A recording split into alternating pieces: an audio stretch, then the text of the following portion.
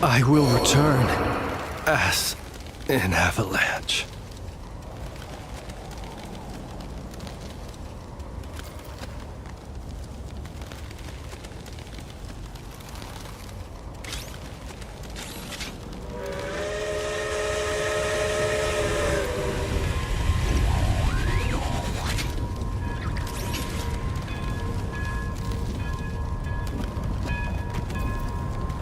Awaiting reactivation.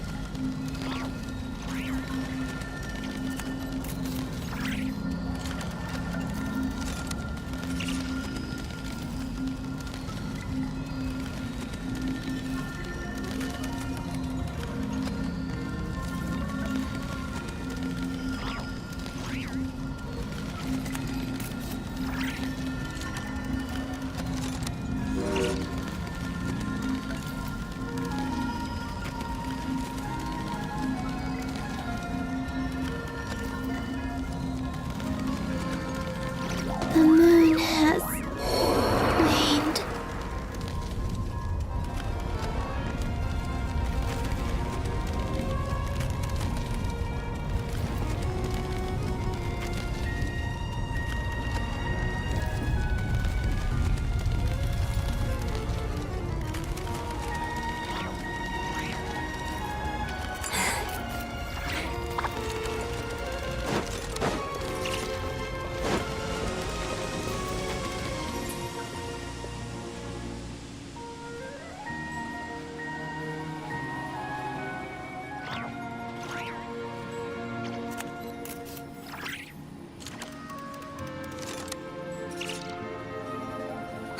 What was that?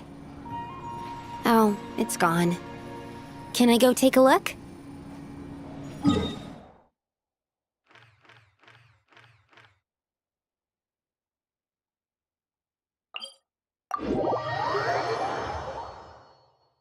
Snow this big only falls a few times a year.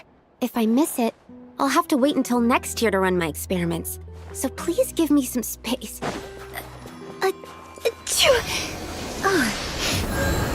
Yes, I know. I should wear more layers.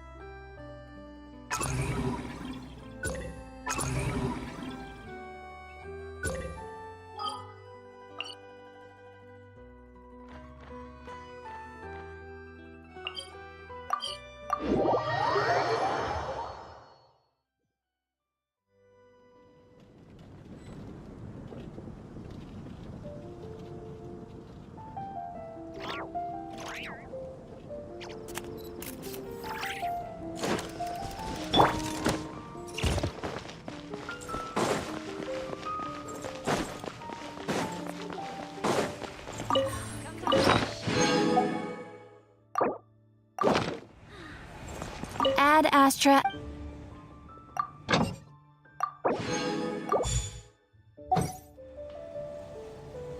Ad Astra.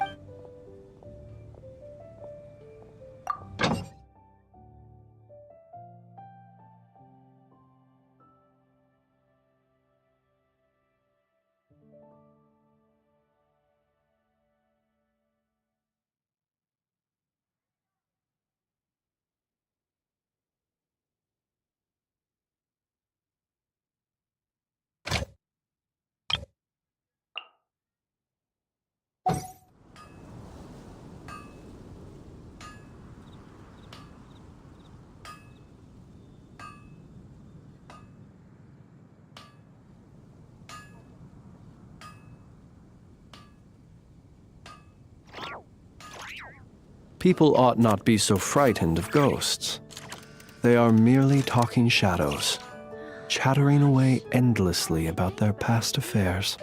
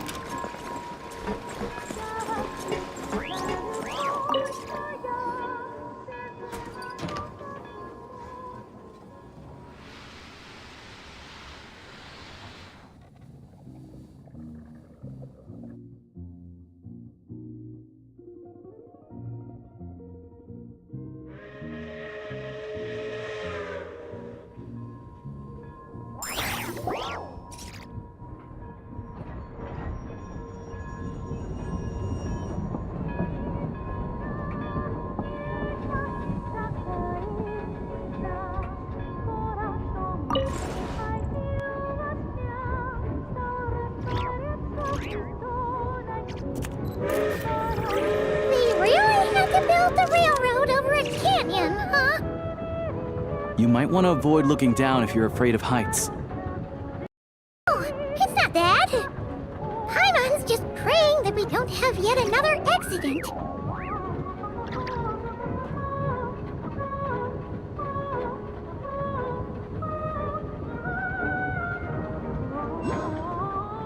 That mountain is breathtaking. Reminds Paimon of Dragonspine. They say this mountain's the domain of a Snegovic lord. A lot of the Snegovic retreated there to live in seclusion, so it's a pretty mysterious place. You hear all kinds of stories. Even the residents of the nearby town of Svietlo-Lidovka steer clear of the summit, and they make a living off of harvesting prime ice.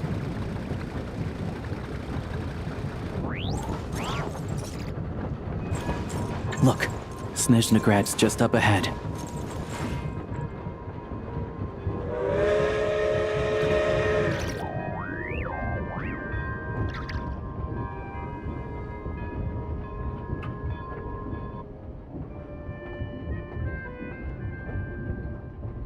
He who wishes to peer into the abyss needs simply to wander through Nodcry on a misty night.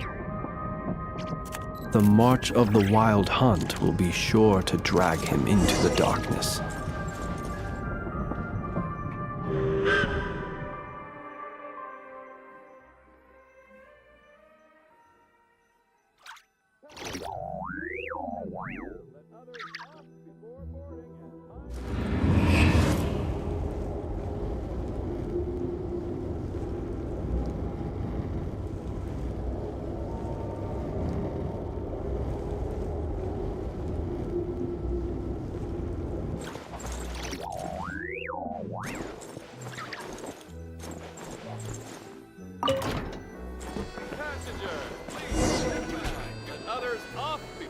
Reporting.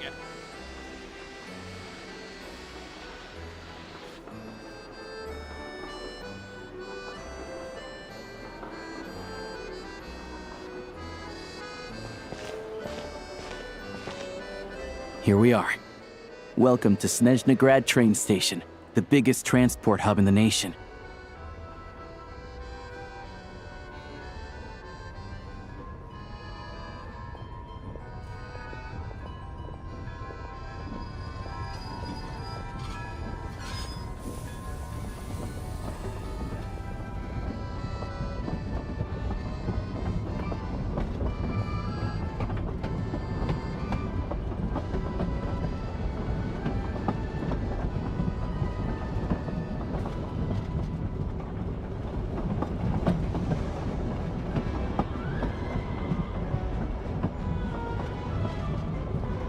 Wow! It's so majestic! Just flying from one side to the other would probably leave Paimon out of breath! It's built for maximum efficiency, but yes, transferring trains here can be a little tiring. In the future, you can use this train station to travel anywhere you want in Snezhnaya. For now, though, come with me. Let's get Paimon checked out. This way. There's a lift car that goes straight to Sapoliarni. Tell me then, what am I supposed to do?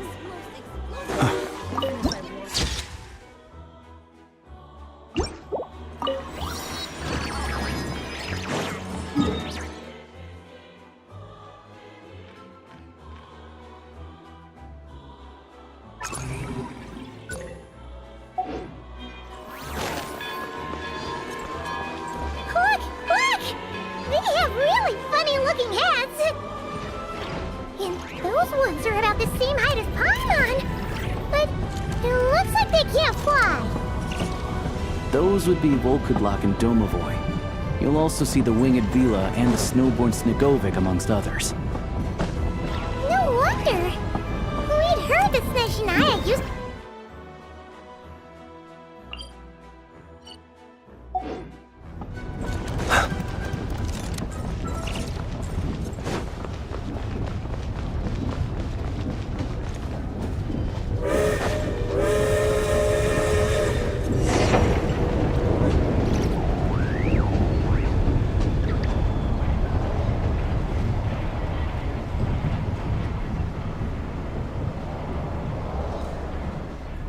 To the left is the Market of Zolny. They sell everything there. You can often find some nifty little trinkets. To the right, you'll see the Korolyevsky Theater in the distance. Look at that! Incredible!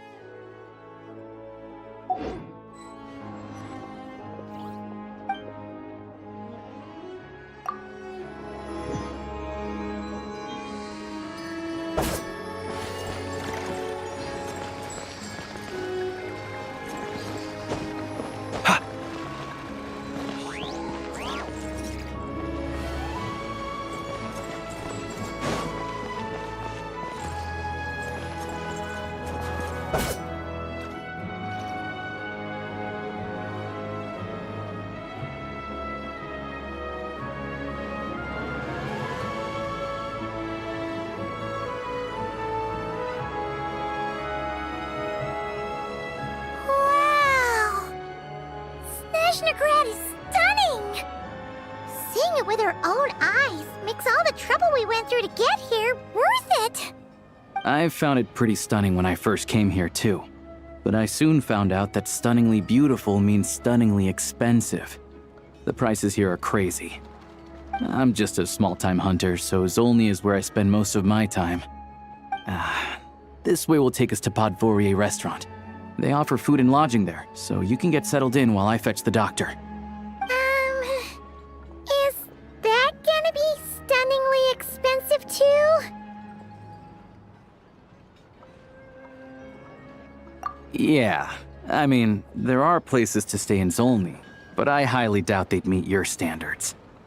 Most of the stoves are out of crystal, the windows are drafty, and at night, four-legged roommates come out to play, sharpening their claws on the roof beams and floorboards. Yep, no way. Not a chance Paimon's staying anywhere like that. Maybe we can split the cost of the room between us? Fine then. It's your treat. Paimon will save her money for buying a nice little cake. Don't worry, you'll get some too. I'm glad to see you've perked up. If you find yourselves in the mood for some sightseeing later, there's a few places around here worth seeing. This way leads to Zapoliarny Palace, which serves as the Tsaritsa's audience chamber and also her personal quarters. The adjacent block is kind of a city in its own right. That's Glupov, the headquarters of the Fatui. Inside, there's a munitions factory known as the Armory Palace, producing a constant supply of all kinds of equipment for the Fatui. A lot of important research happens there too. And over there is the Snezhnograd Vecha, where all the big shots meet regularly to make policy decisions. These places are best admired from a distance. I'm sure I don't need to explain why. Yeah, they probably have super strict security. We're not looking for trouble right now. The downtown area is near the center of Zapoliarny. That's where you'll find the restaurants, bookstores, and gift shops. Another place of interest is the Northland Bank, which is over this way. Oh, and I'm sure you'll want to make contact with the Adventurers Guild at some point, right? That's right here. Ooh, speaking of adventuring, we use alchemy quite a lot. Do you know where we can find a crafting bench? No one practices alchemy at Snezhnograd, I'm afraid. Apparently there's some historical reason for it. Oh. We'll just have to use the one on the train then. Kinda inconvenient. Wait, how come there's one on the train if that's Snezhnayan too?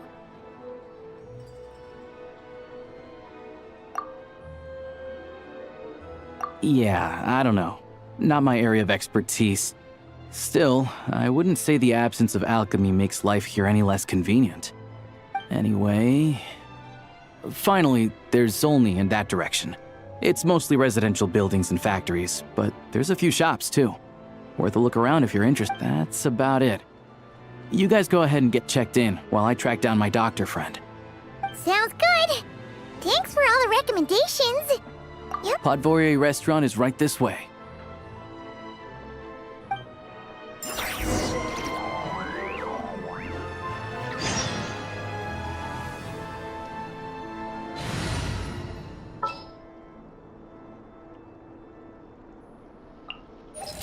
Time to verify my formulae.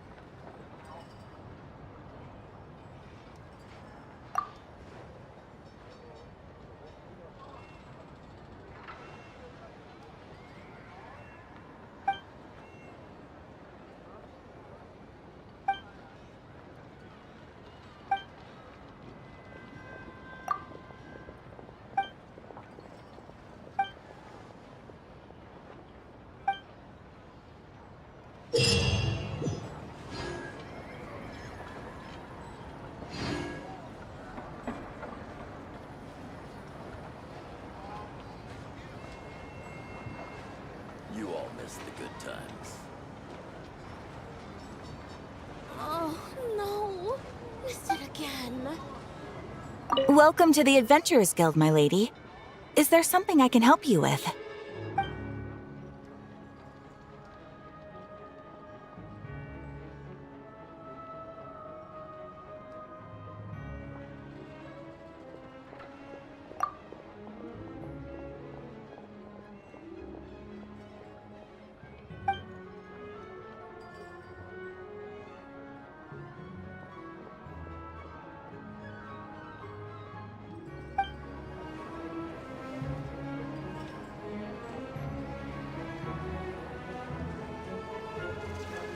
Come on, keep up.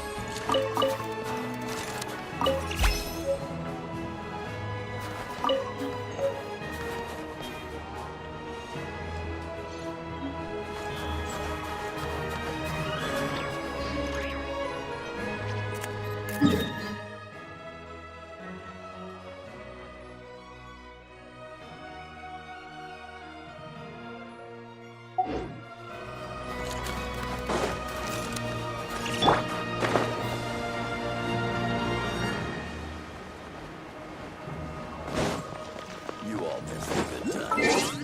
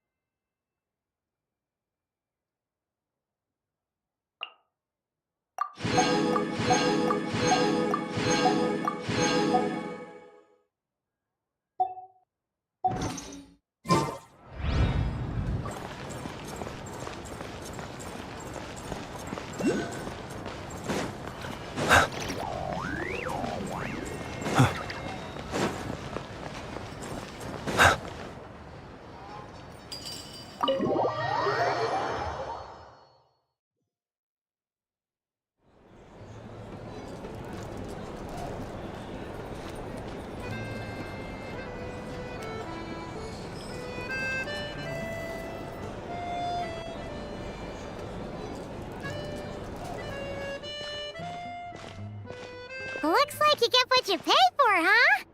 Paimon likes this room a lot. Yeah, much better now that we're out of the cold. Oh, thanks for taking such good care of Paimon. Honestly, she feels kind of bad for throwing a wrench in the works. If this were anywhere else, we'd be out investigating and adventuring by now. But instead, we're stuck here waiting for a doctor. You're right. No need to push ourselves too hard for no reason. A lot happened on our way into the city. Let's review what we've learned so far and try to figure out what to do next. Obviously, the million more question is, what is this Aritza planning? Everything else leads back to that. Sure was.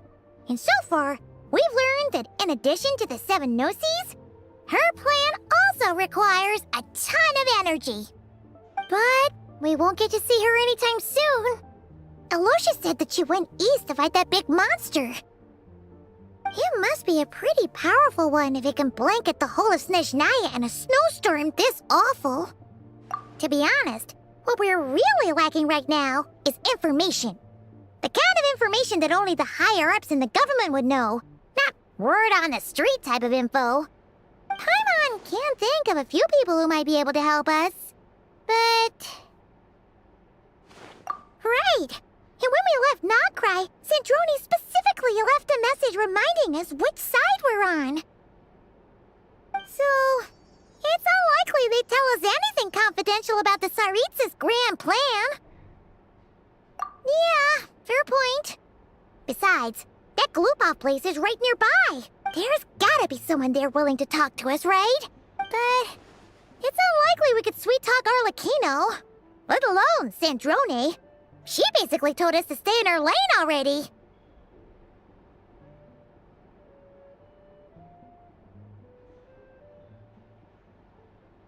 Yeah, the last time was all the way back in Fontaine, right?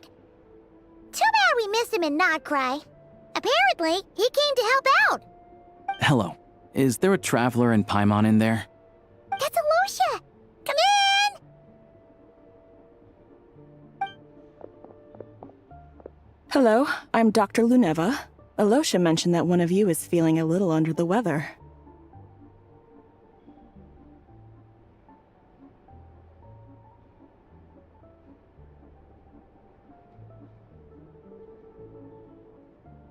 I see. So you're my patient today, yes? And you're, Faye, I presume? Good question. Paimon's not too sure either, but she's definitely not the same kind of Fae as the ones we saw at the train station. Is that gonna be an issue? Not exactly. It's just, I'm used to treating human patients. Fae tend to be far more resilient than even the healthiest and most long-lived of humans. But don't worry, I do have some experience treating Fae. I've even diagnosed plenty of cats and dogs in my time. Safe to say, I have a fairly eclectic range of expertise. It'll be fine. Paimon's basically the same as a human. Right? We're no different when it comes down to it, are we?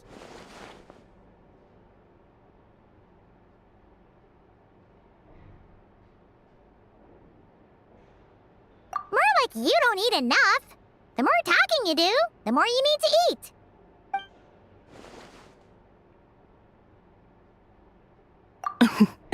Now, please take a seat.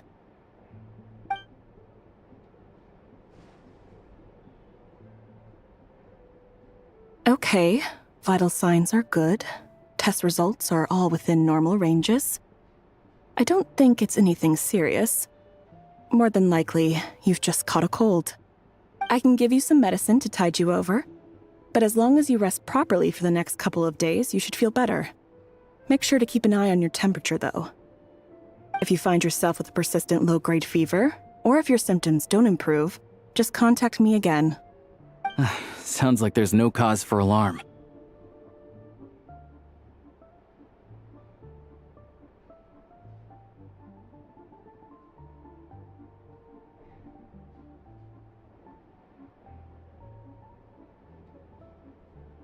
Thank you, Doctor.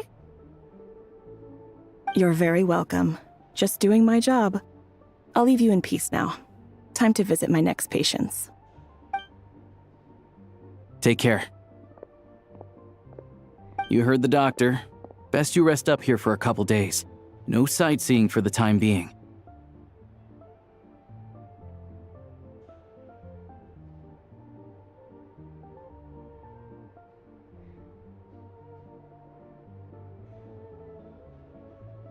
Alright then. Guess we've got no choice. Let's just treat it as a short vacation. I have to get back to it. If you need anything else from the doctor or me, go to the Hunter Trade Station in Zolny.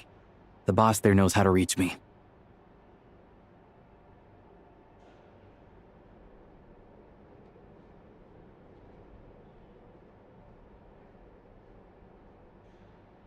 Hey, no big deal. You saved my life in the Shadow Realm. This is the least I could do. See you around.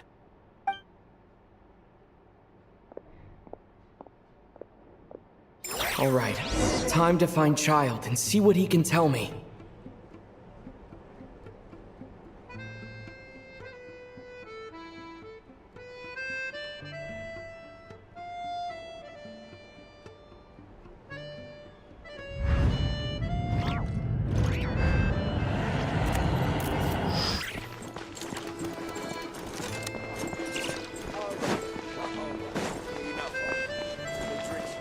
If there's anything you need.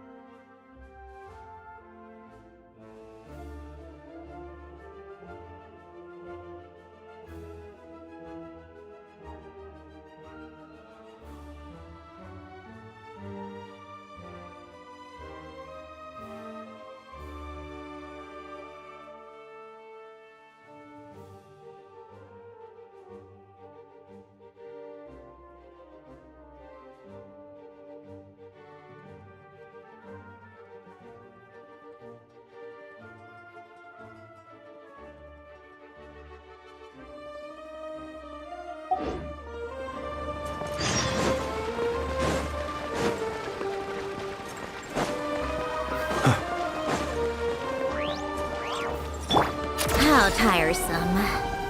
Pick up the pace. Take a break.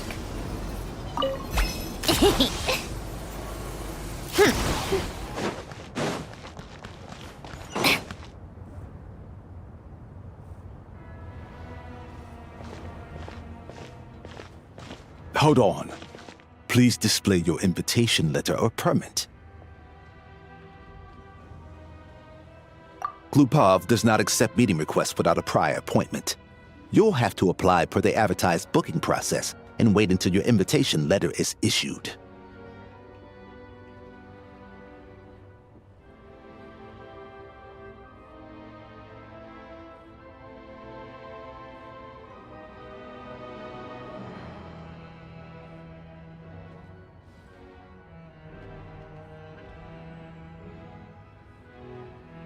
Might I ask who you're hoping to visit? Another one who thinks the rules don't apply to them. I don't understand why people but I have to go through the motions for protocol's sake. Honestly, it's such a waste of time asking when I already know what the answer's gonna be. Wait a moment. I'll pass on your message. If child is unavailable, you'll have to go through the proper procedure.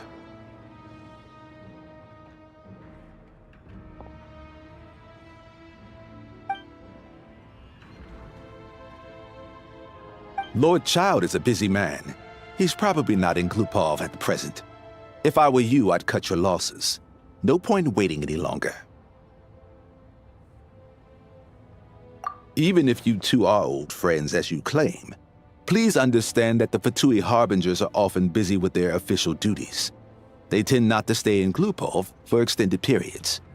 Next time, stick to the rules. You'll make life easier for both of us, Greetings, Lady Marionette. I'll take care of our guest here. It's his first time in Snezhnaya, so it's no surprise that he doesn't know the rules yet. I trust no choice words have been exchanged. No misunderstandings I should be aware of. No, Lady Marionette. No incident. Whew. That was a close call. Good thing I played it cool.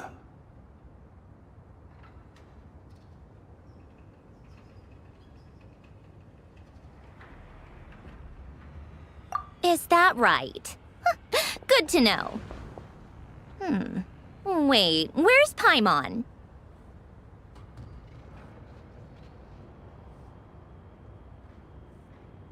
Under the weather? That's hard to imagine. She's always buzzing with energy. I take it she's still adapting to the climate. Happens to a lot of people. It's even colder here than in Nodcry. Has she seen a doctor? I can get you one if you need.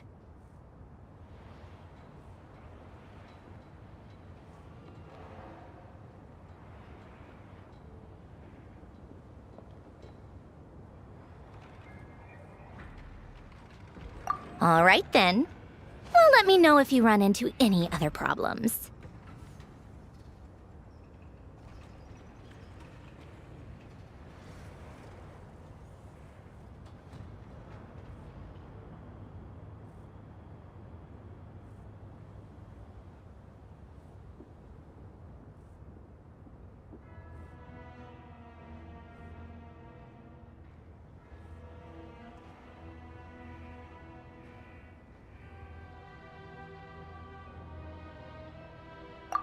Why else? I was just about to sit down for some much-needed tea time when I heard that an old friend of Tartaglia's had shown up outside. No appointment, nothing.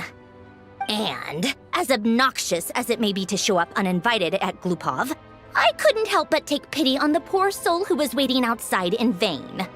So I had no choice but to abandon my freshly brewed piping hot tea and come to see this mystery guest for myself.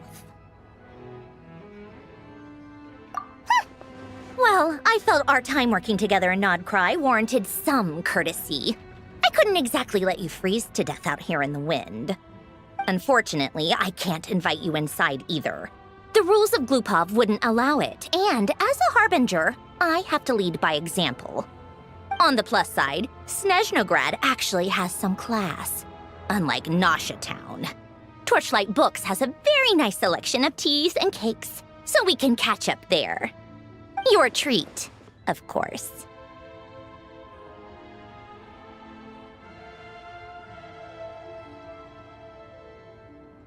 Because I already wasted one perfectly good cup of tea today. That's why.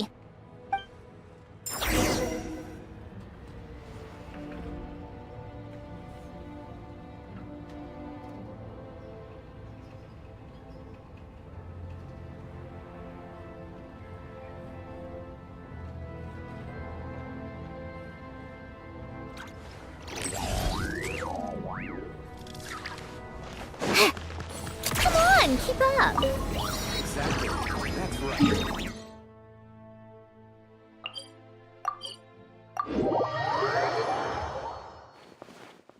Time for more snow, damselettes.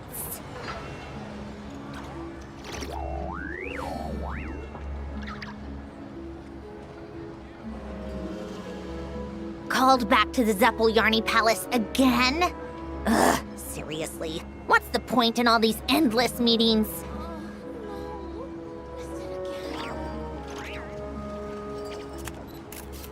You all miss the good times.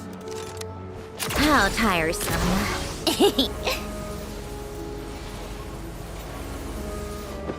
Take a break?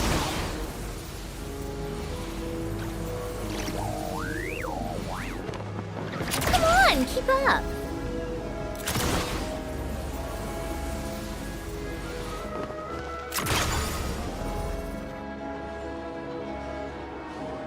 I've ordered for the both of us. No objections, I assume. I'm sure you trust my taste. Okay, let's get down to business. I'm guessing you don't actually have any urgent business with Tartaglia, per se. You just want information, right?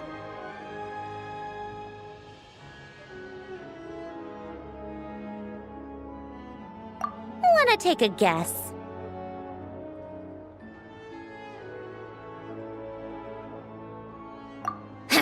Of course you'd say that. You shouldn't underestimate Counselor Tartaglia, you know. That's right. I'm sure you've heard of the Snezhnograd Vecha by now. Well, he's busy preparing some paperwork for their next meeting. They'll be discussing yet another extension to Project Stuzha. It's basically all anyone cares about in the Vecha these days.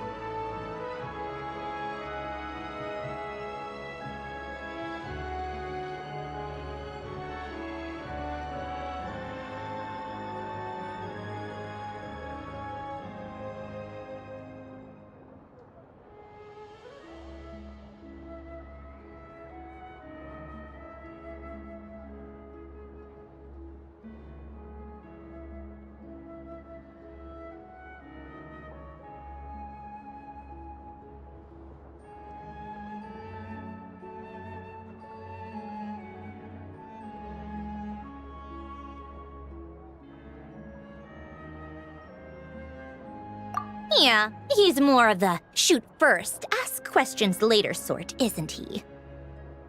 It all started with a very detailed letter that Capitano left for the jester, Piero, before leaving for Natlan. In that letter, he detailed the future arrangements for his subordinates. All of his key people were reassigned to Tartaglia. I guess he'd already prepared to leave us for good all the way back then. But Piero didn't reveal the contents of the letter until the events in Natlan had concluded.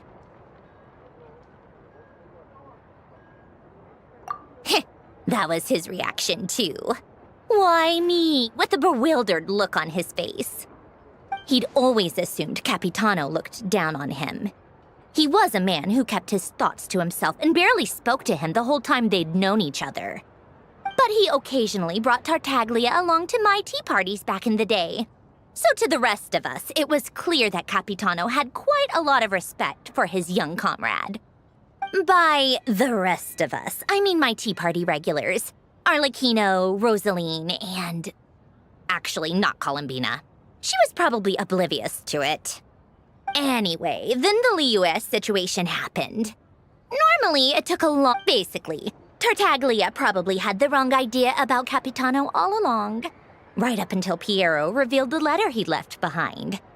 Capitano believed that despite Tartaglia's immaturity, he showed great potential. Plus, he possessed a kind of purity rarely seen among members of the Fatui.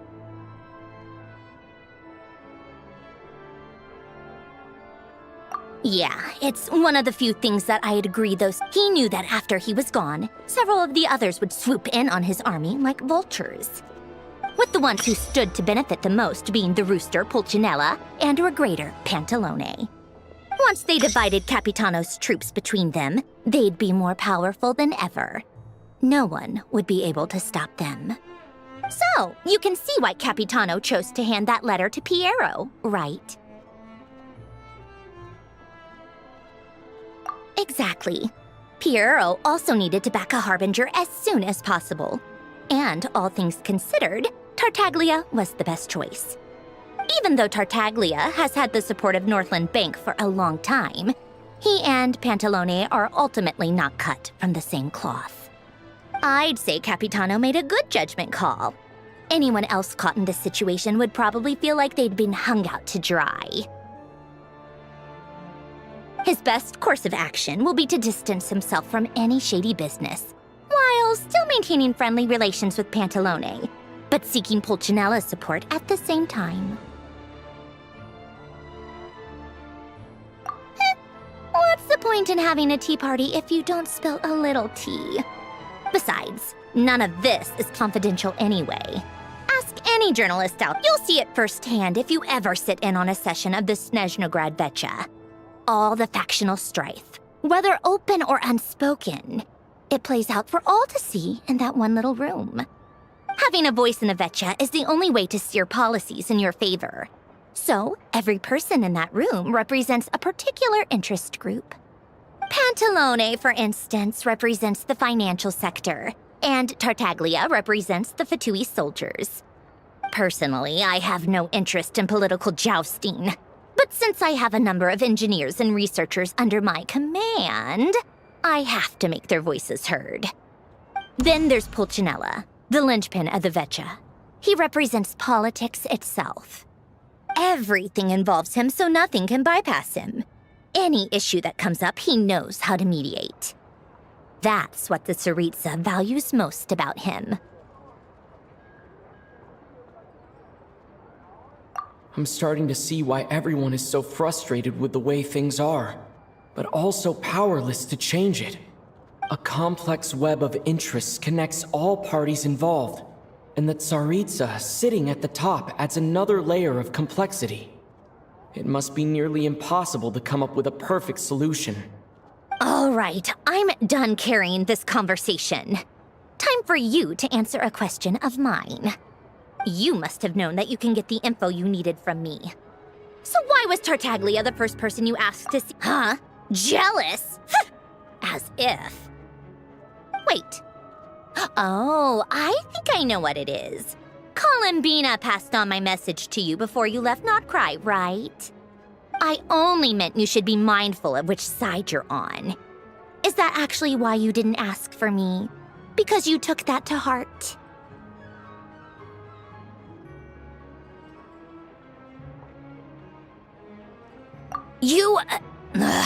Fair enough. It's not your fault. I blame all these politicians I've been hanging around with lately. Always beating about the bush when they talk. I guess it must have rubbed off on me.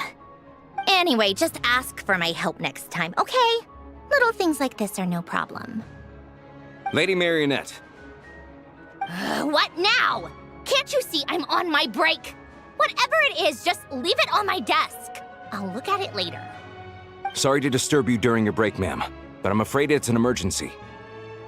Isn't it always? I've told you before, fixing the tracks and transporting ice blocks does not constitute an emergency. The equipment in Svietlo-Laidovka is in urgent need of maintenance. With how the weather's been recently, we suspect that the cause is a buildup of snow, exceeding the maximum weight limit. The supports on one of the machines broke and fell, awakening a dormant beast and leaving many of the ice miners trapped in a nearby ice cave. Luckily, Odette's team was nearby and launched a rescue operation, but we're still facing a severe manpower shortage for both the rescue and engineering teams. I guess that's it then. Our tea party will have to end here. I'm the only engineer you'll need. Do you actually want to come with, or are you just saying that? Nice of you to return the favor. I'll have a couple of people look after Paimon. They can let her know that you had to step out for a while. Given how urgent this is, I'm sure she'll understand. And honestly, I'd rather have your help than anyone else's. But then let's go. You, take 2 people to Pavoyer restaurant. Find his room and watch it like a hawk until we get back. If anything happens to Paimon, you'll be answering to me. Yes, Lady Marionette. You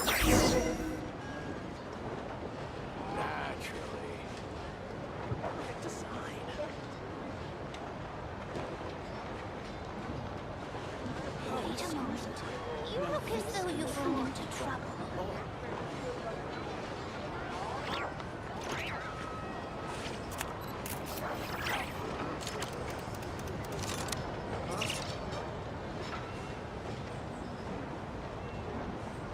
It's about time we threw another tea party, don't you think? I wonder who else is free.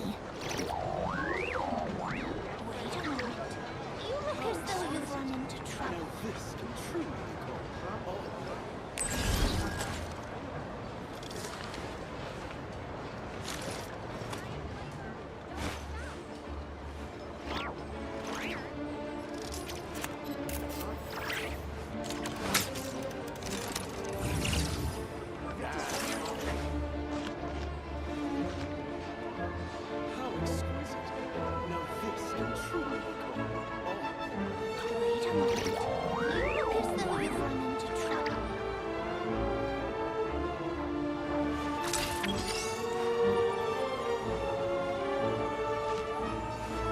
Wait a moment.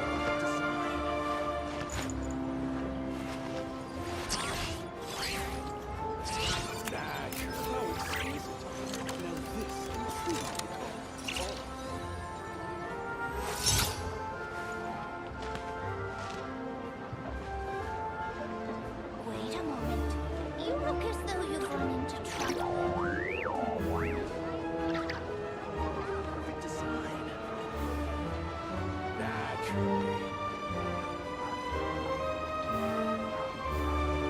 Called back to the Zeppeljärny Palace again?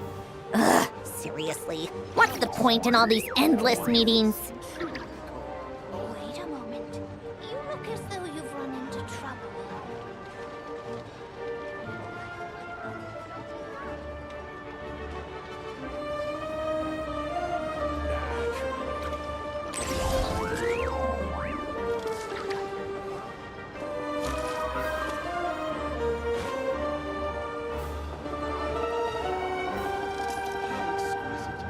Now this can truly be called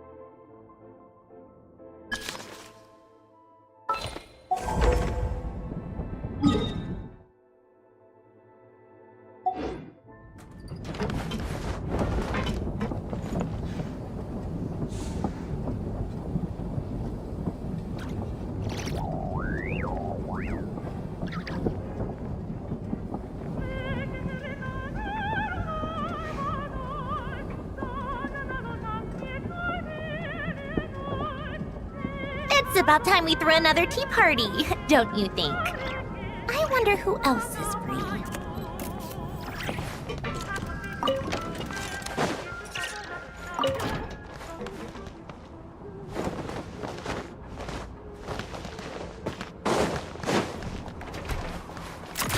Pick up the pace.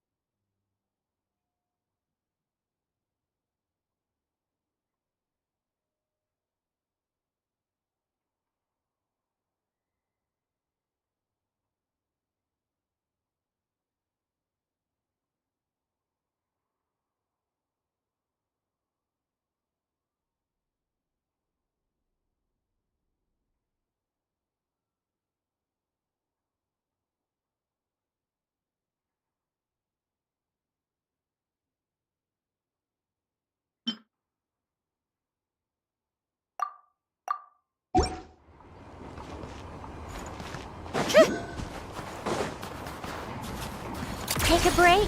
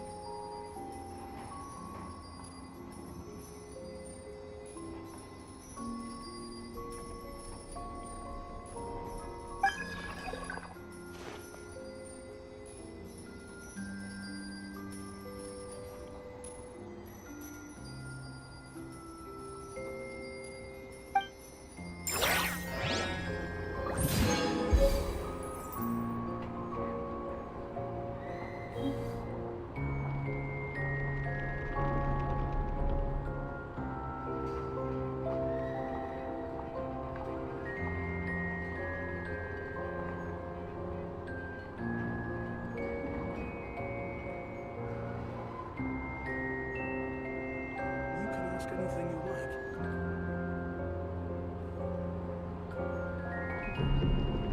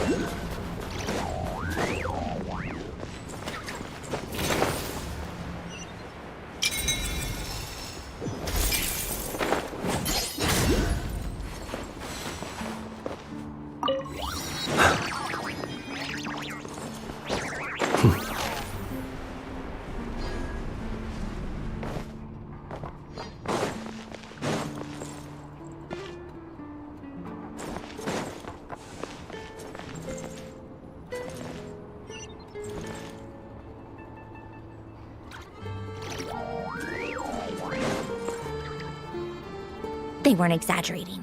This is really dangerous. It's a good thing only one of them broke. From what I've been told, most of the trapped miners are over in that direction. Yeah, you do that while I check the rest of the equipment. I'll evacuate the people around here as I go. Meet me back here as soon as you're done.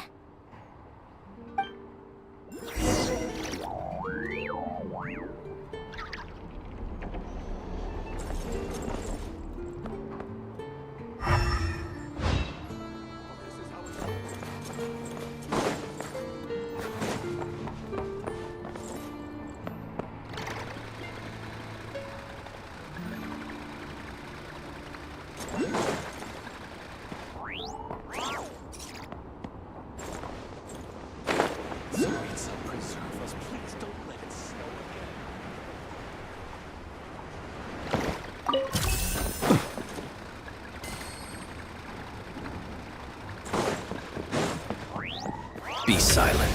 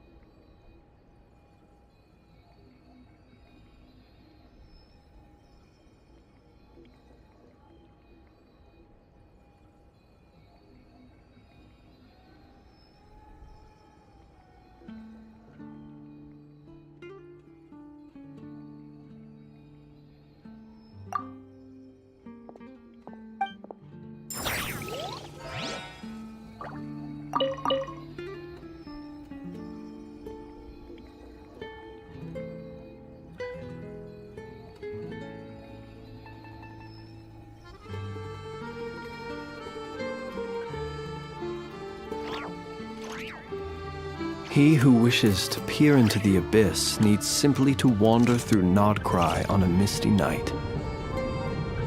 The march of the wild hunt will be sure to drag him into the darkness.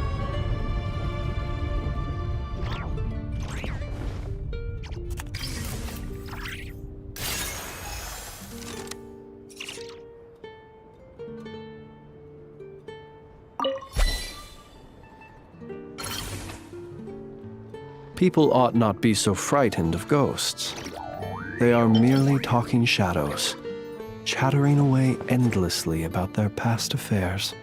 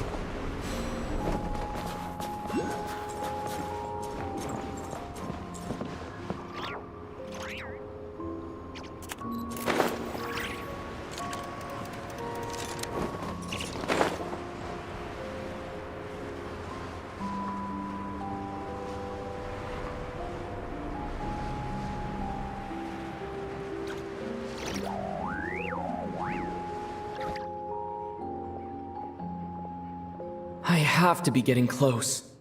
Don't go any further.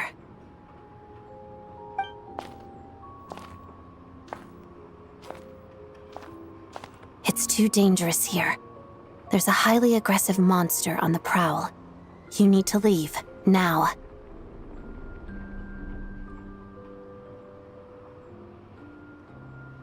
Ah, I see. You're the backup from Snezhnograd. Well, I'm Odette. Good to meet you. Ah, so this is Odette. She was the first member of the Fatui on the scene. There are 5 people trapped in the cave. Monster type is unknown, and so is its location. Let's go. Every second counts.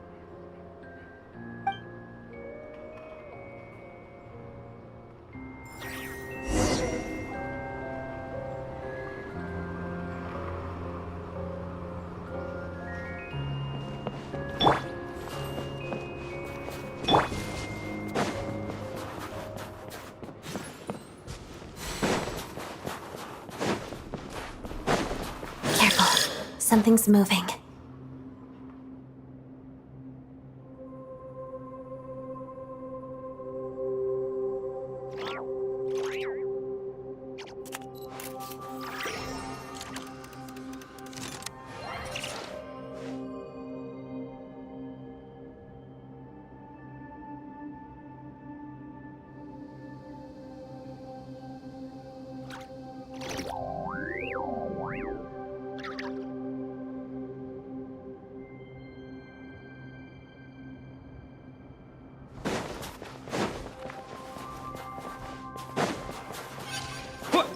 Take this!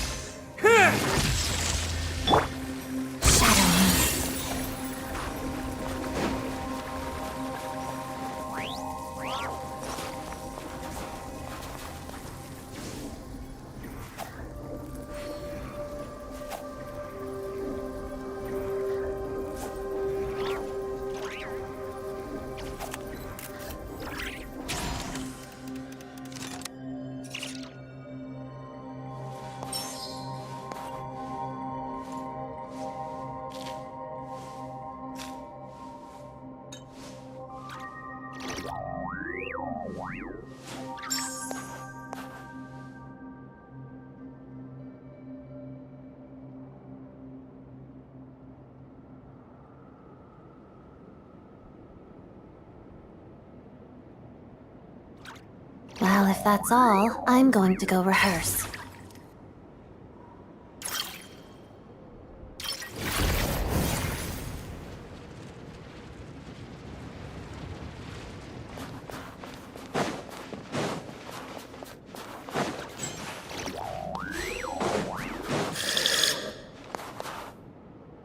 This must be the monster's shadow.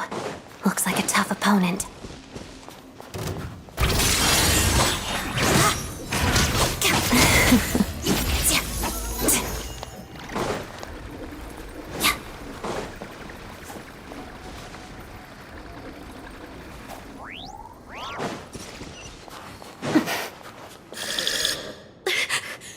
Stay back!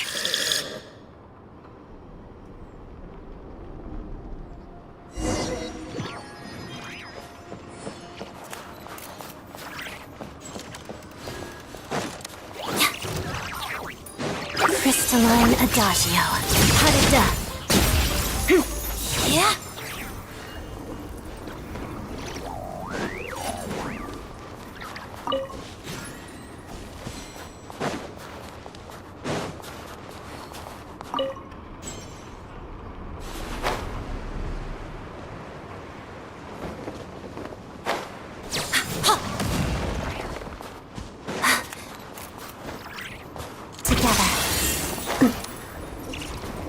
See them.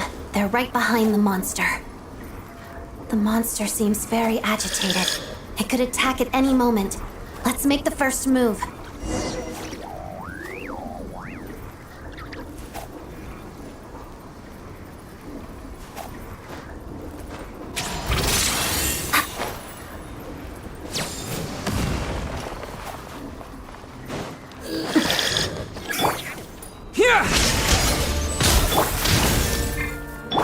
Bellowing thunder!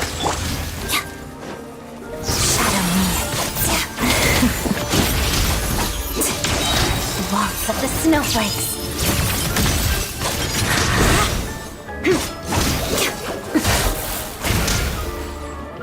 Take this! Pirouette.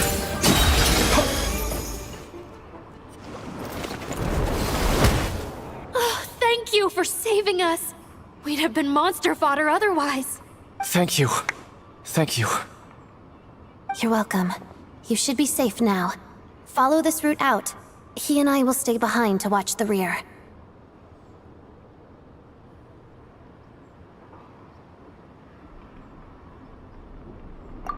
Thank you.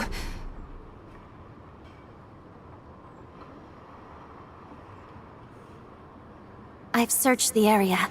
Pretty sure the monster... Yeah, but with us here, it won't be coming back anytime soon.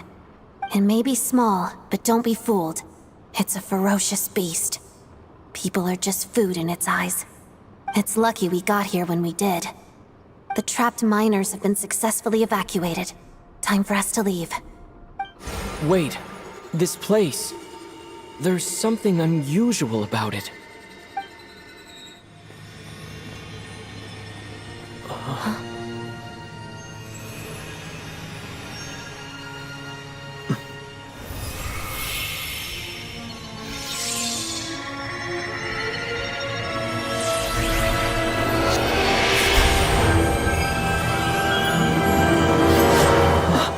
What is that? I don't know.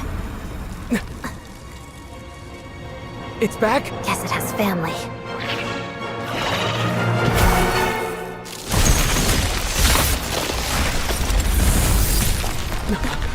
This way. Run!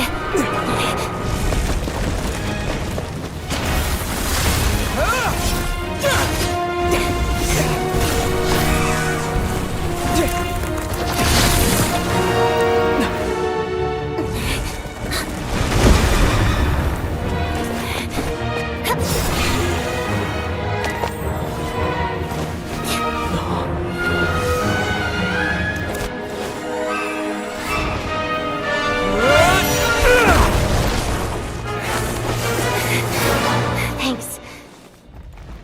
Let's get out of here.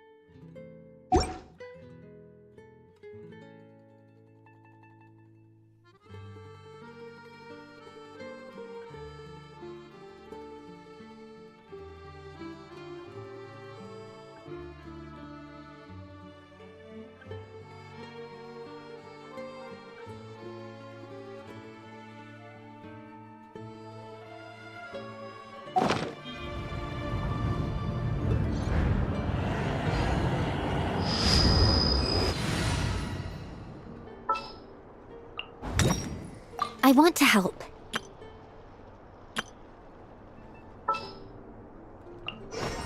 There's still a long road ahead.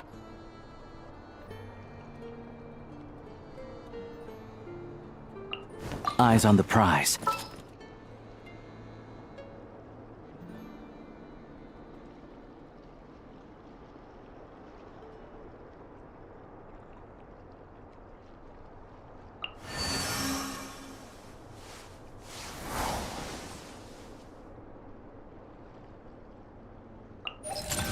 Let me help you out. Allow me to lend you some moonlight.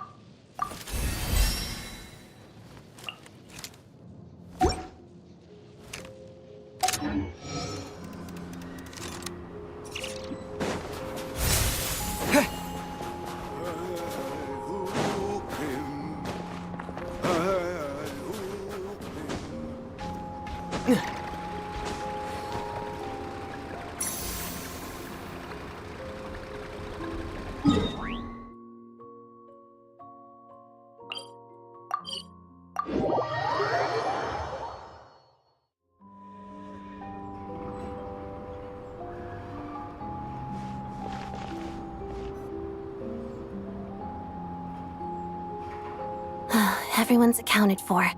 We managed to rescue them all. We also placed a sign at the entrance to the cave, warning people to stay away. You really held your own today. I still don't know your name. Don't think I've seen you before. I'll remember the name. All right then. See you around. Hello, Lady Marionette. I hear the rescue operation was a great success. I knew I could count on you. What brings you here, Odette? Here for a performance? No, a Fatui mission. I happened to be nearby and heard the crash.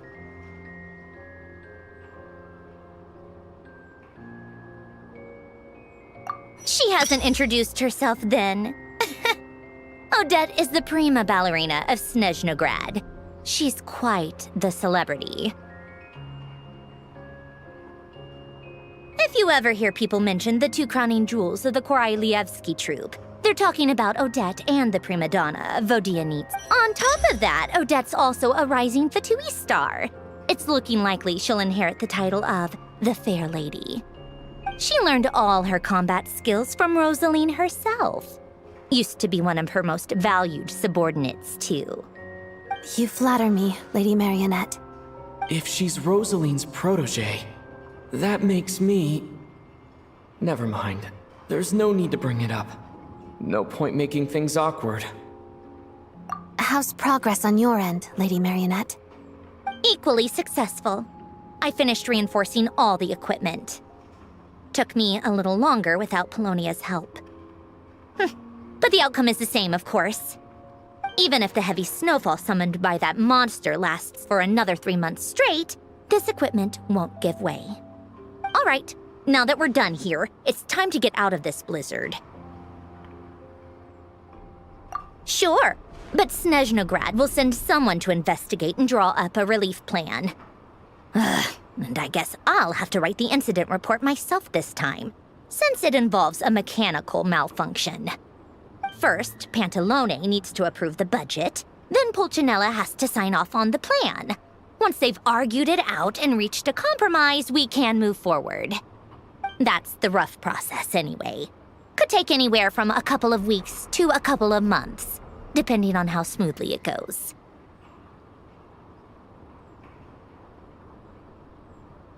Yup, nothing we can do about it. There's a whole stack of incident reports like this back at the office. The snow has eased a little for now, but there's no telling when that will change with that monster still at large. Fuel for heating is in short supply, and relief is weeks away. There's no immediate threat to life, but still, it just feels like there should be a better way. Hey, quit daydreaming. Let's get back to Snezhnograd. When did you get a new sword? I found it in a cave. It handles pretty nicely. You have a strange affinity for secondhand swords.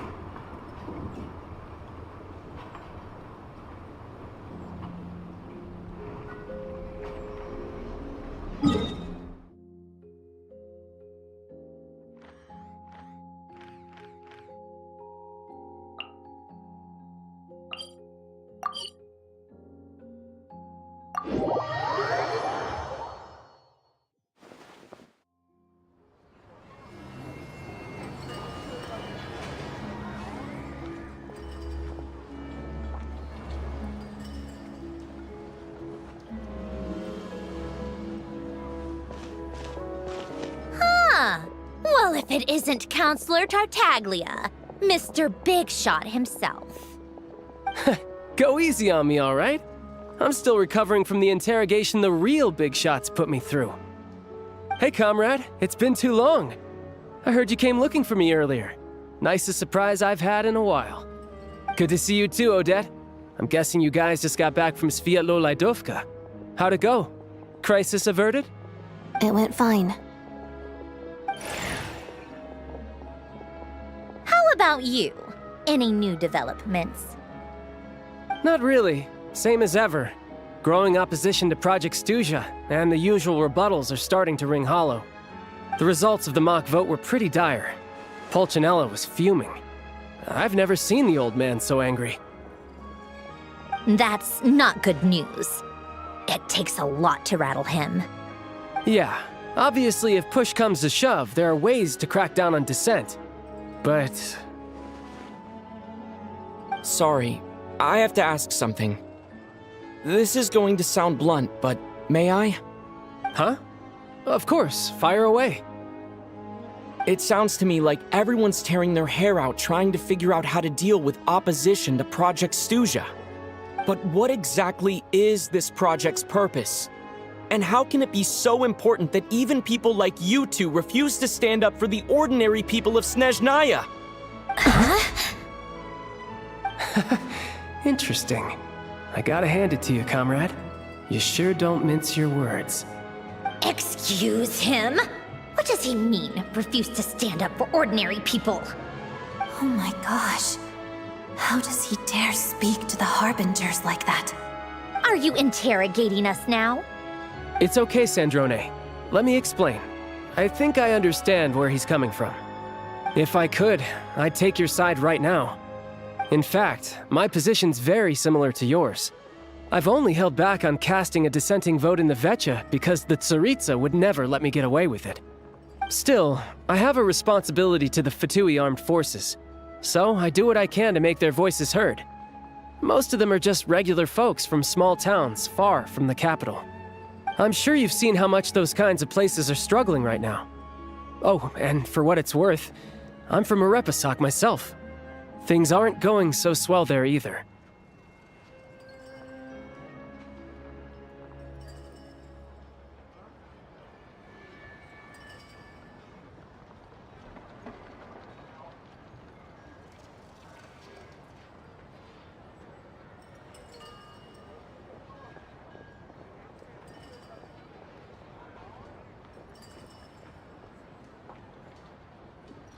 The Tsaritsa wants to create a better, safer, but considering the Tsaritsa's vision for the future, these are sacrifices worth making. Sounds cold, I know, but I promise it's not as black and white as it seems. Maybe Sandrone and I can't oppose Project Snezhnaya outright, but we're constantly raising our concerns in Vecha meetings. And even though we can't put an end to it, there are plenty of other ways to make a difference. We're trying everything we can think of, and so is Pulcinella. I respect Her Majesty, the Tsaritsa, and trust her decisions. But at the end of the day, I'm still just a normal guy who cares deeply about my homeland. And my family, who all live here. There's no way I would ever abandon them. As contentious as things can get within the Vecha, there's no selfishness or malice behind it. Everyone wants to get through this period as smoothly as possible. The issue is that there's no way of pleasing everyone under the present circumstances. Most of the time, we're trying to decide on the lesser of two evils, which obviously isn't a great look. But that is not the same thing as being blindly loyal to the Tsaritsa. No one's got their head in the sand here. We're all well aware of the way things are. We're just doing our best to make it work. In fairness to Sandrone, she rushed to Svietlo Lidovka's aid the moment she heard that people were in danger. And even Tartaglia, who used to only care— Hey, come on. There's only so much we can say, so don't press us too hard. Look, I know how untenable the Tsaritsa's position looks if you don't understand her motives. Maybe you've heard already, but she's currently leading her army on a campaign to the east to defeat the monster that's been causing these brutal blizzards. Striking that monster down will be a significant step in dealing with the present energy crisis. As laser-focused as she is on realizing her lifelong ambitions, she's still putting time and energy into taking down this powerful monster. To me, that says a lot. If she thought Snezhnaya and its people didn't matter in the grand scheme of things, why would she waste her time on something like this?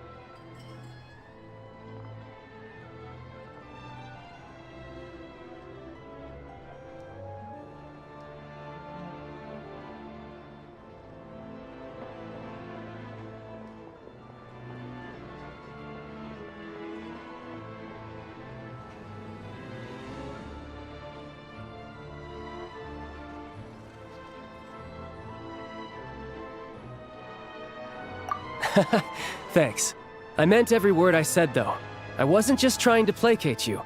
I've already done more than enough diplomacy for one day. I still think this adventurer raises a very important point. Our two Harbingers have made their positions very clear. But there are many others in the Vecha who must feel trapped and forced to vote against their conscience. I think it's a very valuable quality to be willing to speak one's mind, despite the risk of offending powerful figures.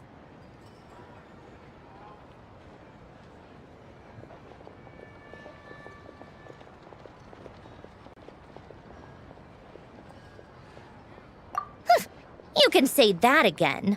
I highly doubt we'd feel the need to explain ourselves so much if we didn't know you so well.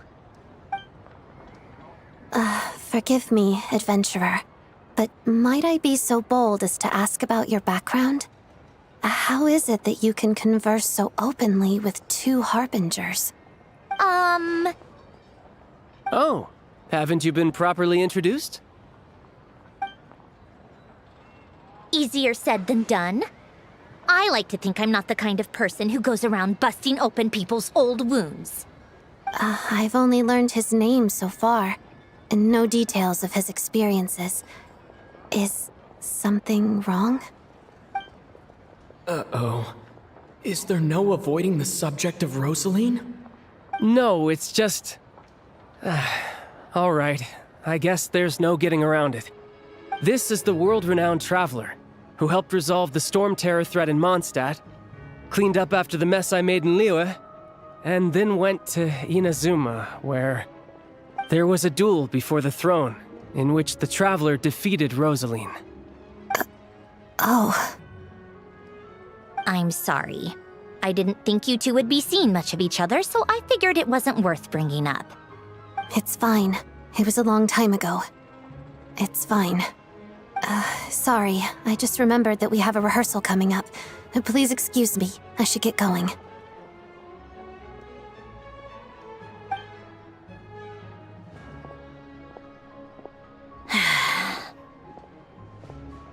I've mentioned this to you before, remember? She was Rosaline's most valued subordinate. But they didn't actually get along. Not that Rosaline was really the type of person to make friends, but death has a way of resolving a lot of conflicts. Don't let it weigh on you. Like she said, it was a long time ago. It's in the past now. Odette has a very different personality from Rosaline. Give her some time. I'm sure she'll work through it. Oh, by the way, where's Paimon? It's not like her to hide away. She hasn't been feeling well, so she's resting at Podvorier restaurant. I got a couple of my people to look after her while we were gone. Oh, right. Sorry to hear that. Poor thing. Reminds me of when Tonya was little. She really felt the cold back then. Used to get ill all the time. I felt so bad for her seeing her lying in bed, coughing. She was so mature for her age, though. Whenever someone came to visit her, she'd greet them with a smile and would never complain. I'm sure Paimon's a good kid, too. You're a little short on manpower, right? Let me have a couple of my people take over for yours. I'll send my most capable and reliable. They'll make sure Paimon can recover in peace. Well, that would be great. Your people are more qualified. Hey, don't mention it. I'm sure you have things to do. Hopefully this takes a load off your mind. So no more accusing me of not being on your side, all right? Already? That was quick.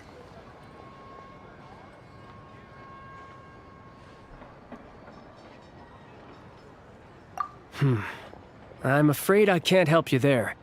Our director's recent movements are confidential. Even we're not in the loop. If you hadn't told me, I never would have known he'd gone south. I assumed he'd been in Glupov this whole time.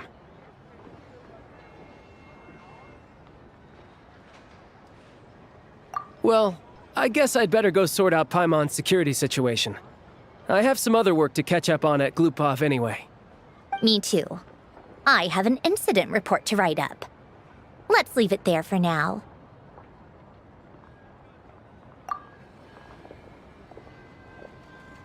I guess everyone's in a difficult position. But Tartaglia's right. I have things to do. To start with, I should ask Alyosha if he...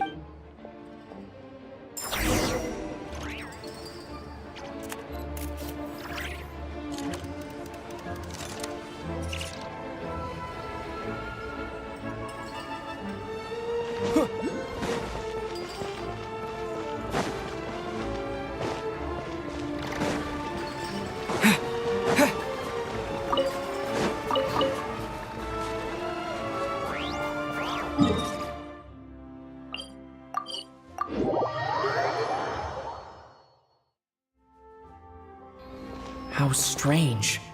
This sword seems to be vibrating of its own accord. It's a very faint vibration, but it's getting stronger as I get closer to the statue of the Seven. Does this sword have some connection to the statue? But all it does is vibrate, even when I touch it. That place I got this sword from was definitely out of the ordinary. Maybe I should try channeling the power of Cryo.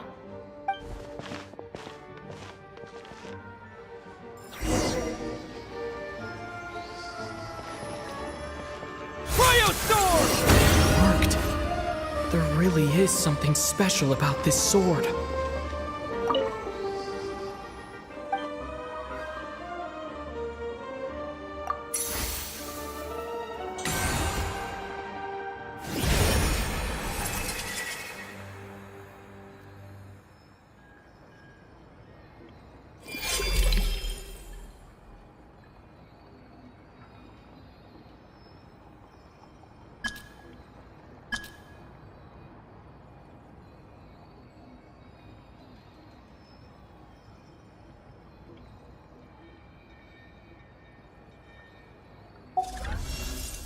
I don't really understand what just happened, but I'm pretty sure this sword just got a little more powerful.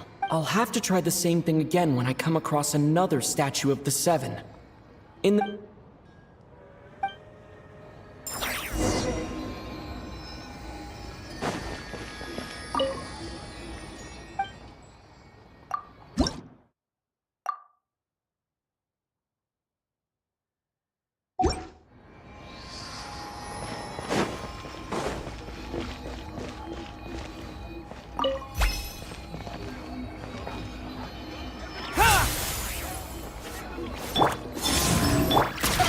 Keep up.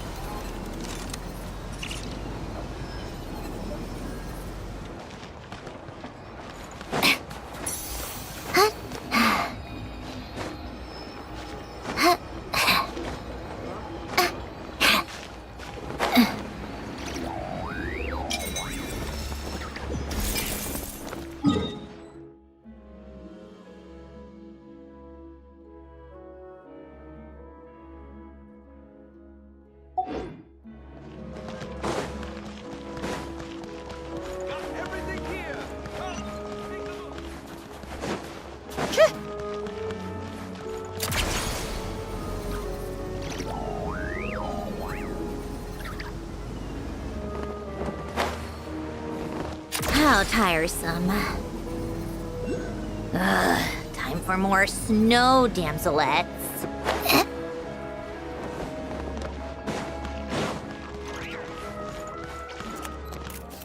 Take a break.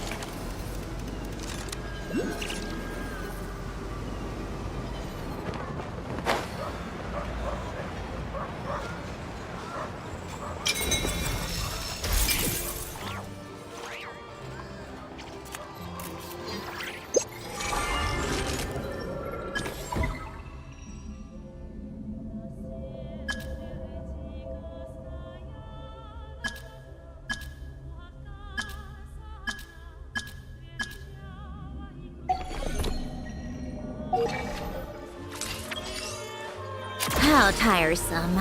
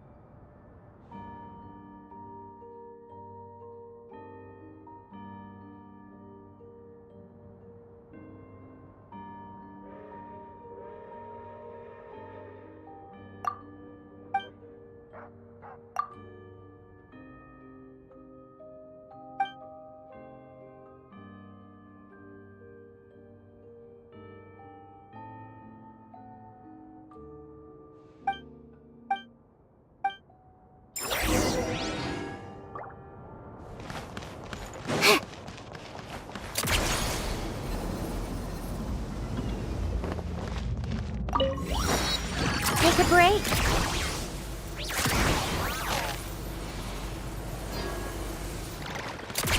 Pick up the pace. Hello there. How can I help?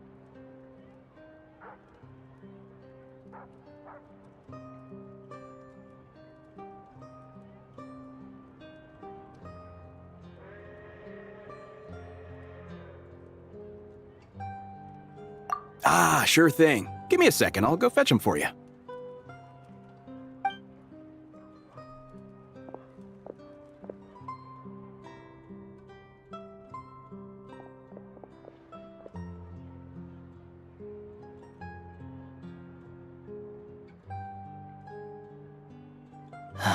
It's a familiar story. I've had similar experiences. Oh, it's a fundamental contradiction. If emergency relief can't be delivered in time, what's the point in even calling it emergency relief?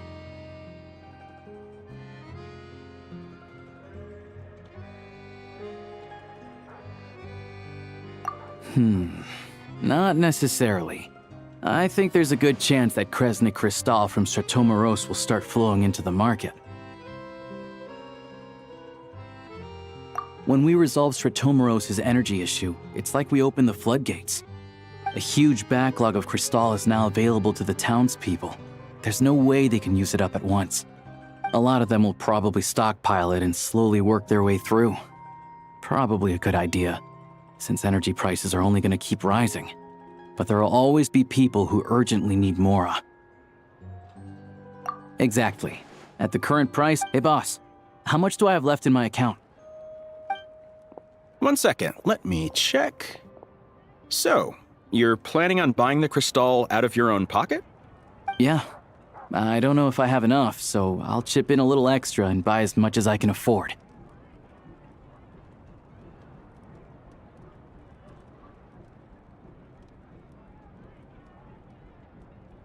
No, it's fine. You're new to Snezhnaya, and you have your own living expenses to worry about. Besides, here's your Mora. See what you can find at the market. Yeah, well, can't hurt to take a look. Let's see. Huh?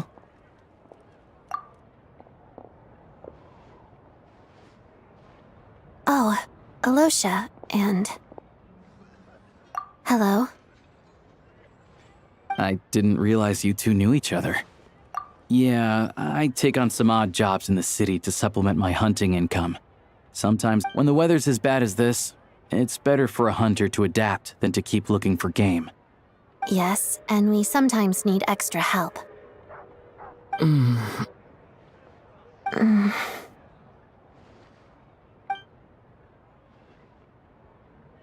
Wait, why is the atmosphere so awkward? I thought things went pretty smoothly in Svietlolaidovka. So, what brings you here, Miss Odette? Looking for some new props? No.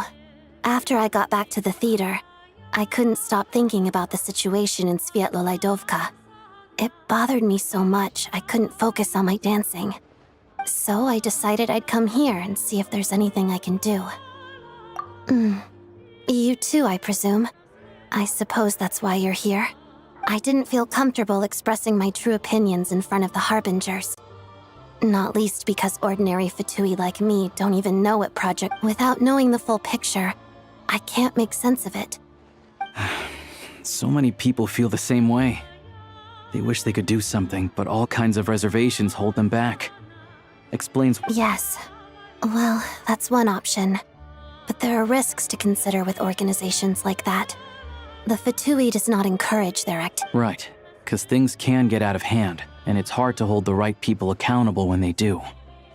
Sandrone said Odette was on track to inherit the title of the Fair Lady. If so, she'll be able to find out what Project Stuja is really about. Still, it's probably a little soon to ask her about that. There may be more to the story. What's on your mind?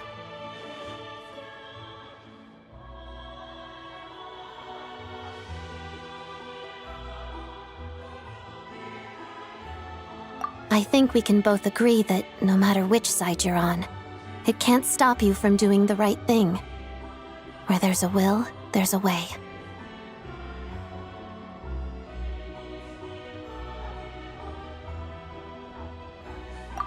I know what Rosaline did while she was abroad. So, what's your plan? Oh, we were gonna buy some crystal. I heard there's some on the market right now. Funny. I had the same idea. In that case, let me pay. I can claim it back as mission expenses. The real issue here is that government relief is behind schedule. Surely it makes more sense for the state to cover these costs than for us to pay out of our own pockets. True. It's a huge expense after all.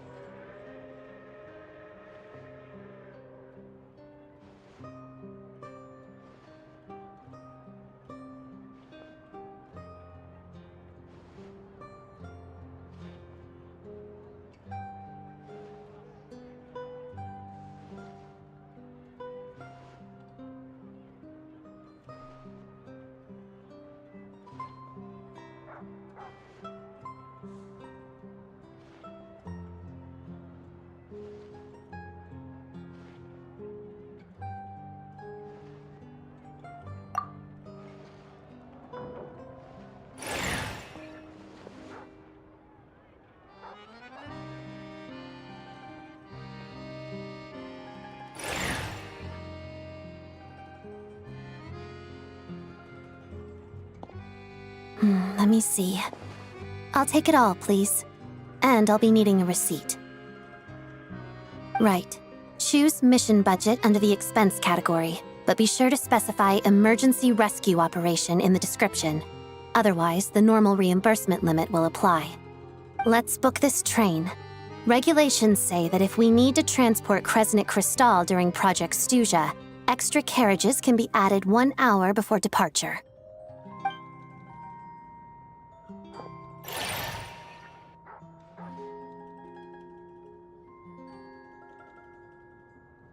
That should do it. The train will be escorted to its destination by Fatui guards. This is my first time seeing you handle Fatui affairs, Miss Odette. It seems you're as skilled an officer as you are a dancer. You flatter me. It's only because I've been doing both my whole life.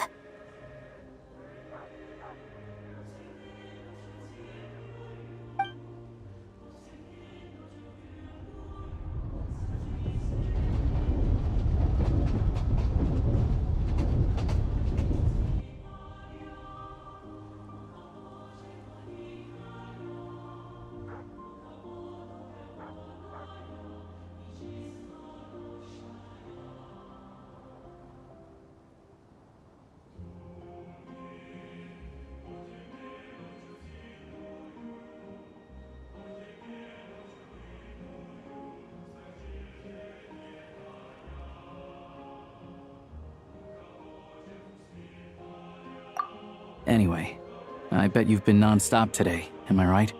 What's wrong? His travel buddy hasn't been feeling well. She caught a cold right after they got to Snezhnaya. Sounds like she's important to you. I've got nothing going on right now, so I'll join you. I want to see how she's doing. May I come too? I have some candy that someone gave me back in Svietlolaidovka. Plus, I know a little bit about relieving cold symptoms. All right then, let's go.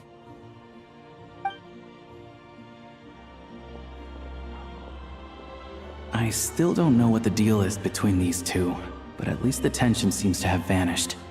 A good sign, hopefully.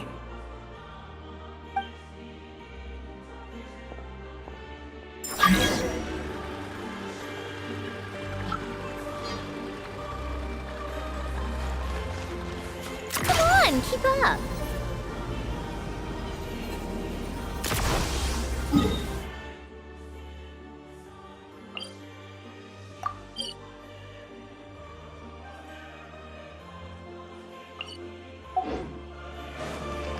How tiresome.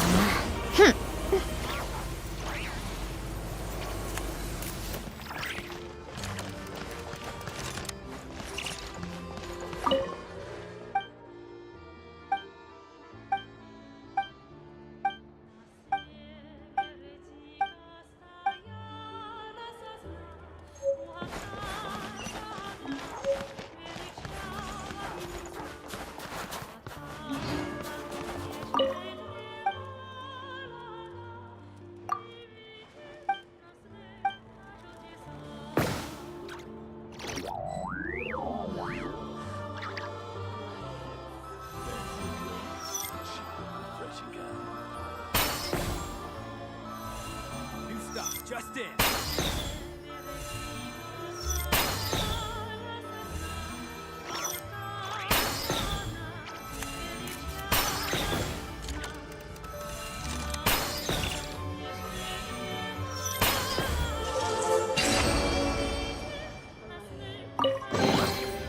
Certainly went out of your way for this, didn't you? It's all yours.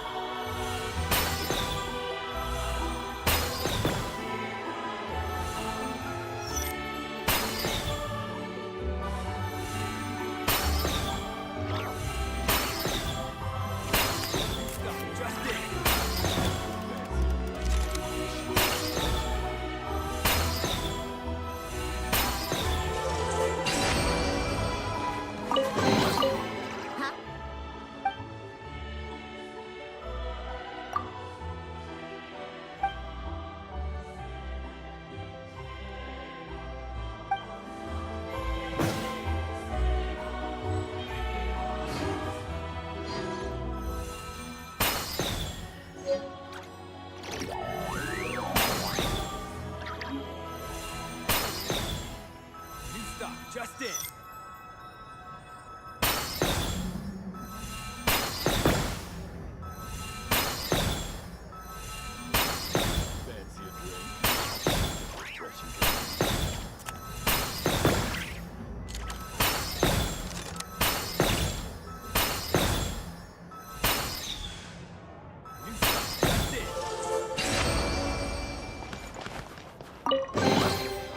So, what's inside?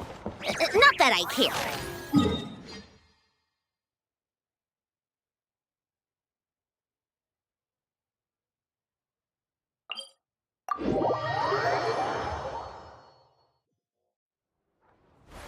Come on, keep up.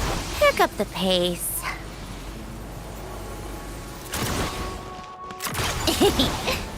Pick up the pace.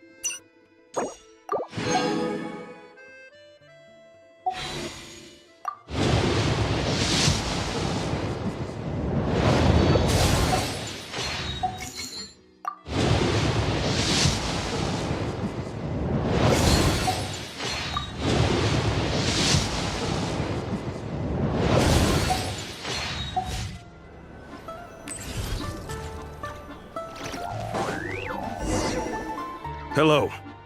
Sorry, but there's a sick person recovering in this room. Can I help you? What happened?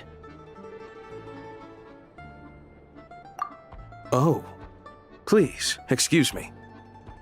Are you the Traveler? Could...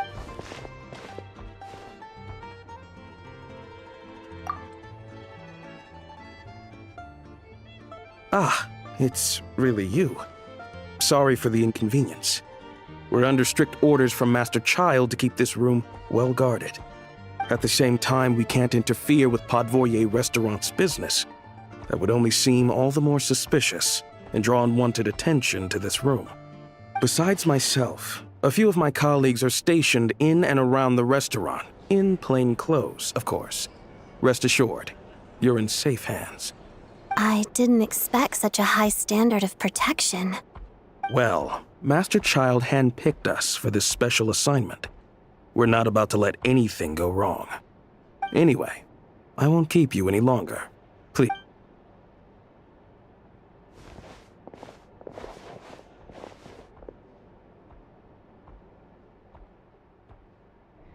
Traveler! Alyosha, you're back!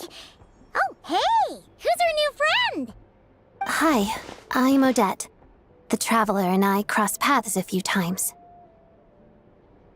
Another friend from the Fatui, huh? You're practically a member yourself by this point.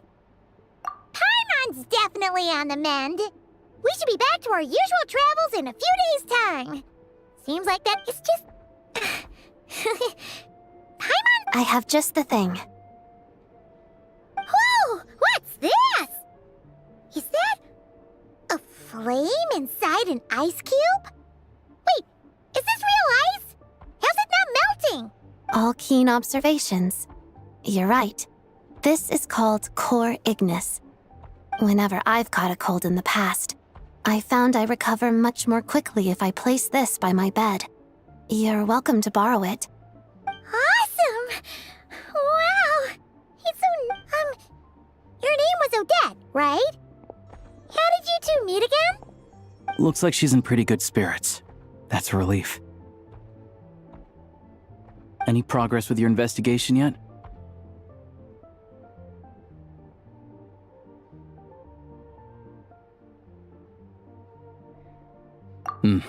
No surprises there, I'm sure. They're not likely to let anything slip.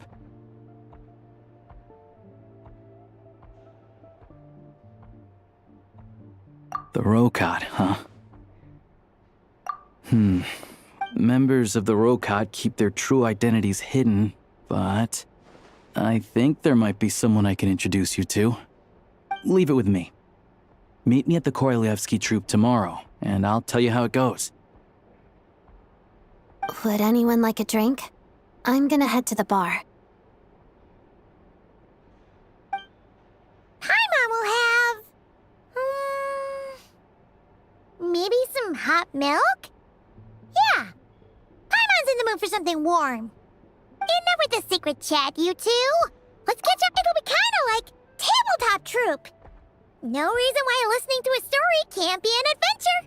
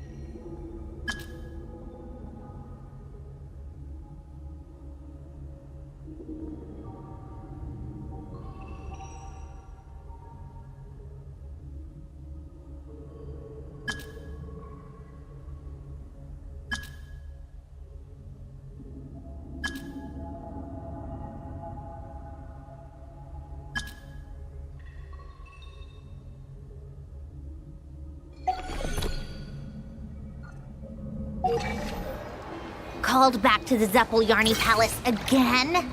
Ugh, seriously. What's the point in all these endless meetings?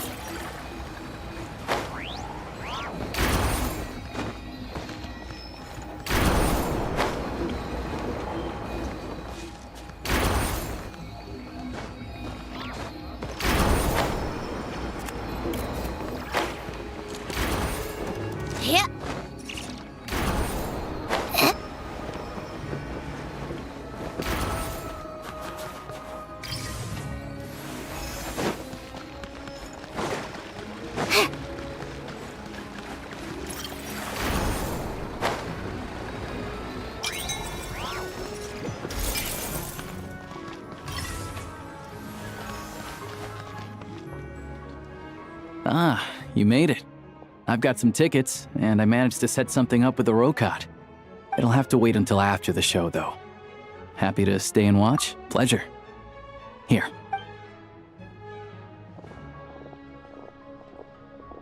Please present yourself for a routine inspection in accordance with theater regulations. Thank you.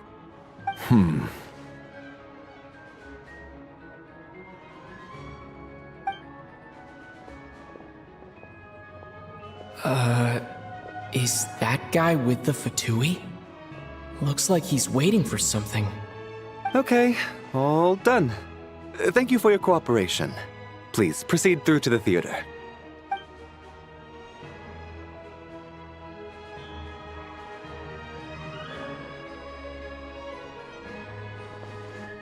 What's up? Everything okay? Snezhnaya's business and political leaders are always passing through here, so it makes sense that security's tight. Still, it's a little unusual to see the Fatui's Armory Palace guard. He's part of the Special Assignments Battalion, but I only ever see him here for one thing: to look for a guy named Mitya.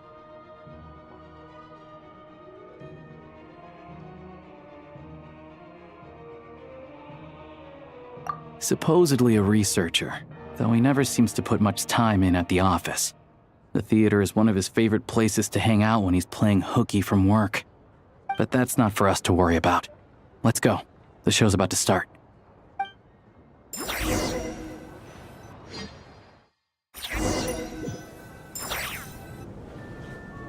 What do you think?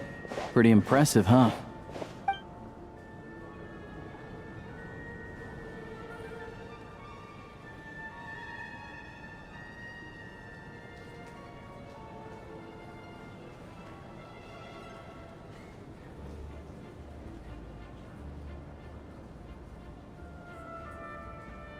Oh, the one in Fontaine? I hear it's iconic. Never seen it for myself, though.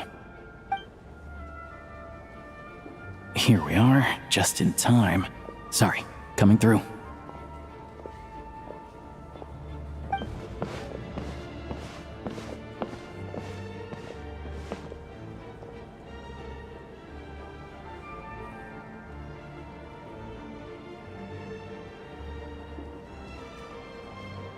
Ugh. If you're gonna show up late, keep your mouth shut. What's his problem? Whatever. No point arguing with people like that. Look, there she is. That's who I'm introducing you to later. She's the lead singer of the troupe, Vodyanitsa.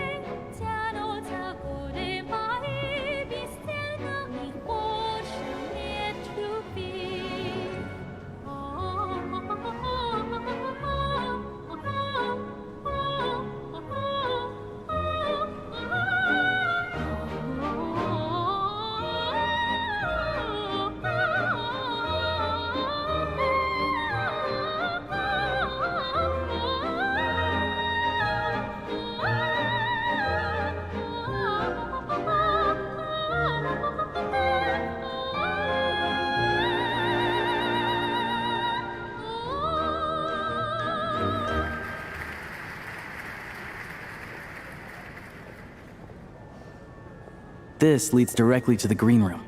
They're expecting us. Vodyanitsa will be waiting for us there.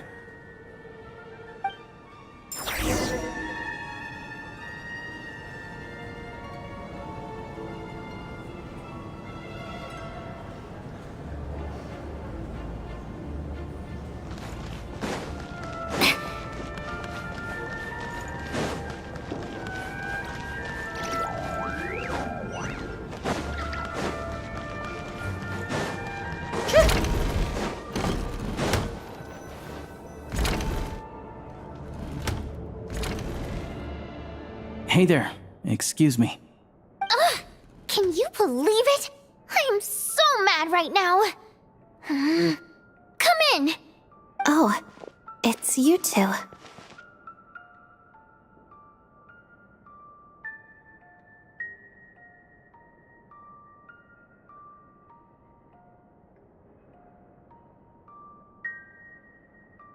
Huh? You know each other? Oh, wait. Is this who you— I never said that. Yes, you did. Why are you denying it? It was right before I went on that rant about the moody factory owner. Oh, I remember it so clearly. Might I ask what brings you two here? Oh, I just brought him here to see the show. And when it finished, he was full of praise for Vodyanitsa's performance. So I thought I'd try my luck, see if we could get the chance to chat for a bit. Maybe get an autograph? You work here. You of all people ought to know that's against the rules. It's not what the green room is there for. Oh, what's the big deal? Come on, don't be shy. I can give you an autograph. You can take a picture too if you want. Do as you please. I finished all my shows for the day. I'll leave you to chat.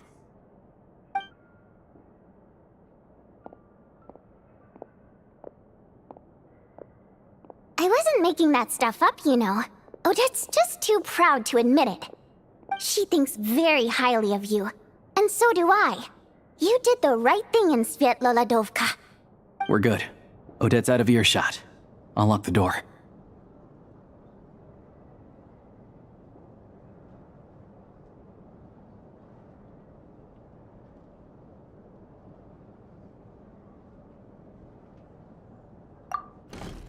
Confidentiality, of course.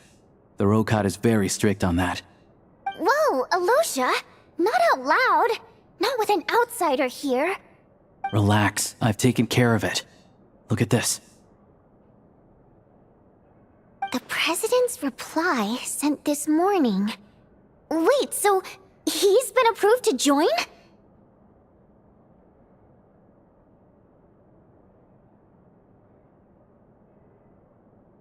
You told me last night that you wanted to get intel from the Rokot.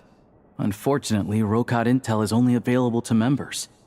But ever since you set foot in Snezhnaya, we've been working together.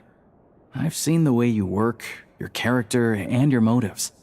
Everything about you is perfectly in alignment with what we're trying to achieve in the Rokot. So I figured I might as well cut to the chase. I wrote a letter to the President explaining your situation, including just the right amount of detail. His approval came very quickly. Of course, it's still your decision whether you want to join or not. We'll respect your choice.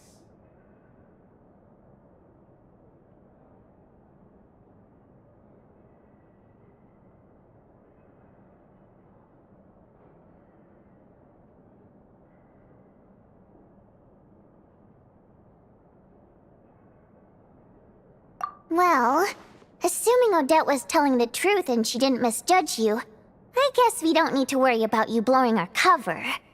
Still, you gave me a real fright. I didn't know that's why you came looking for me.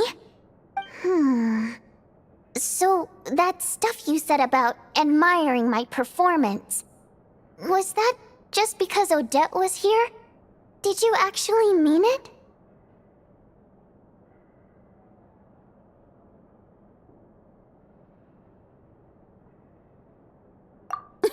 Now you're talking.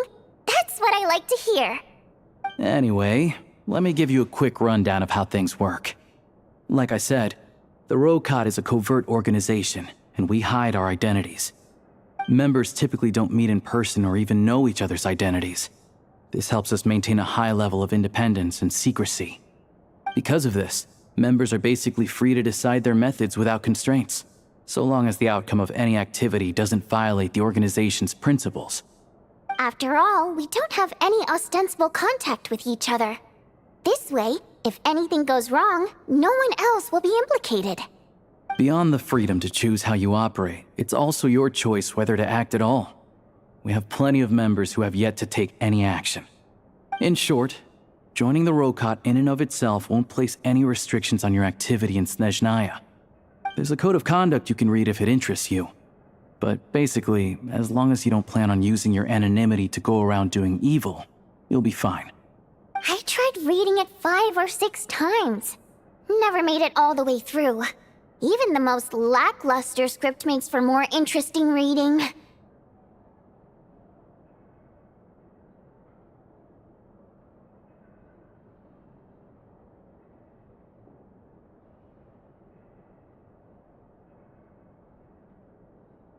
Great. Then I'll go grab an official application form. Be right back.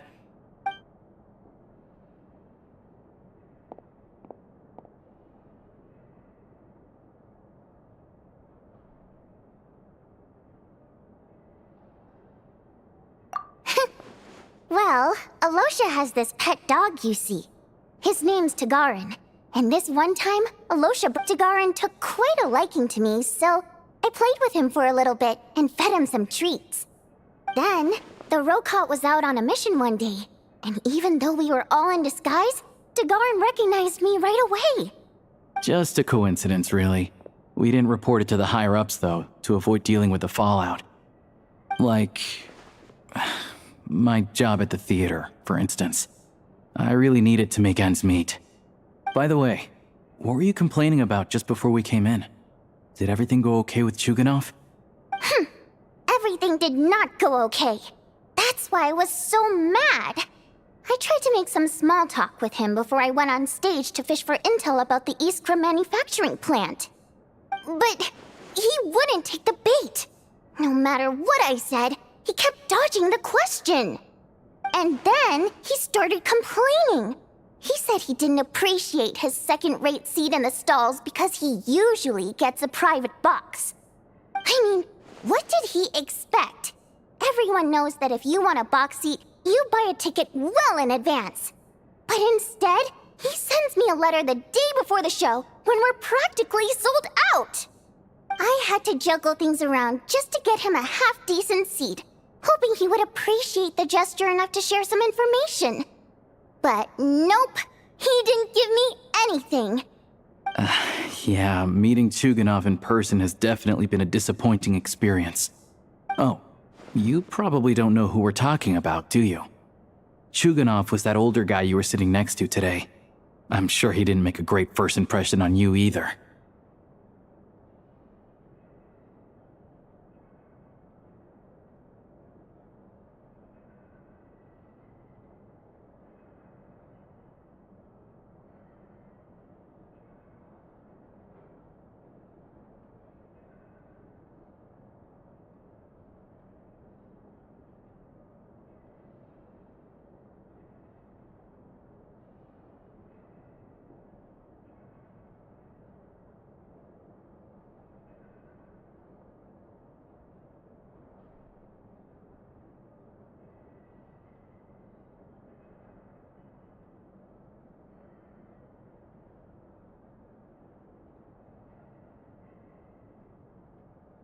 To the citizenry, he's a family man and a kind boss.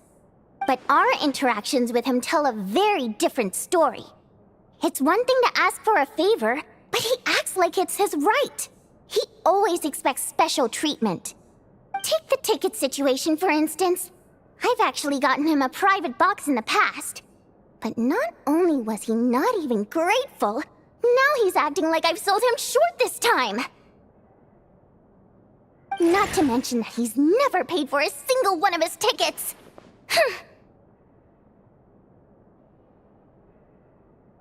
And another thing, if he's such a big family man, why doesn't he... Calm down, Vodyanitsa. If you won't do it the easy way, we'll have to try the hard way.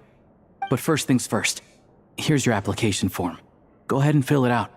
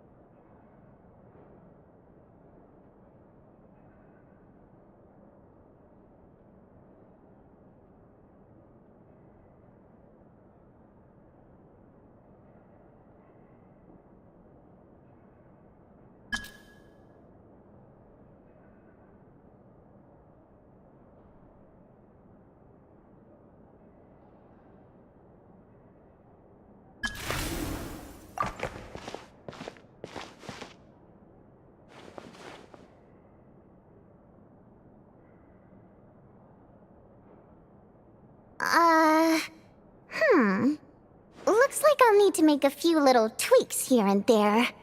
But other than that, you're good to go. We'll hold on to this for you. Alright. Now that we're officially Rokot comrades, I can tell you. Chukhanov is the target of our current operation. Recently, we've done some recon work at the Iskra manufacturing plant, which pretty much confirmed that their energy consumption is way beyond the legal limit. All we need now is some direct evidence to present to the Vetcha, so we can demand that they shut the plant down.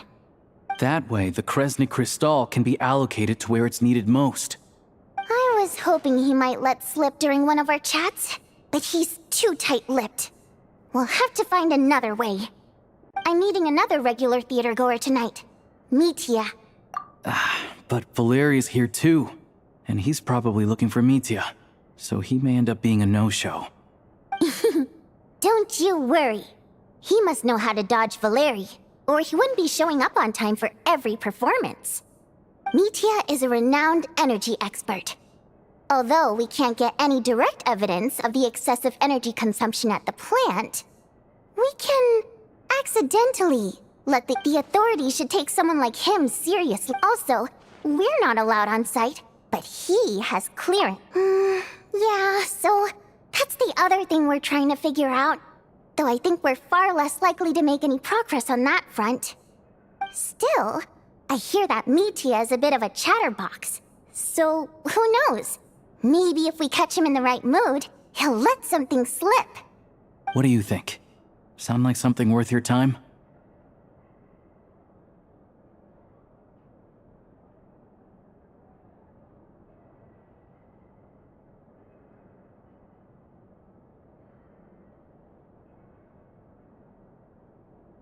Okay, in that case, you guys find a seat somewhere nearby. Pretend you're a couple of buddies there to eat, and keep your ears peeled for useful information. He's a huge fan, so I doubt he'll have his guard up around me. But you two need to be convincing. If he... Sure. Don't worry. We'll make a believable pair of buddies.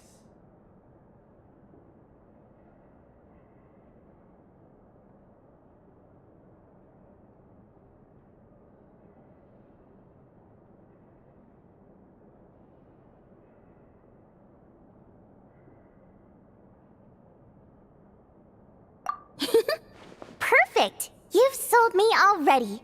Now, help me tidy this room up a bit before we head out. Okay. What needs tidying? Everything!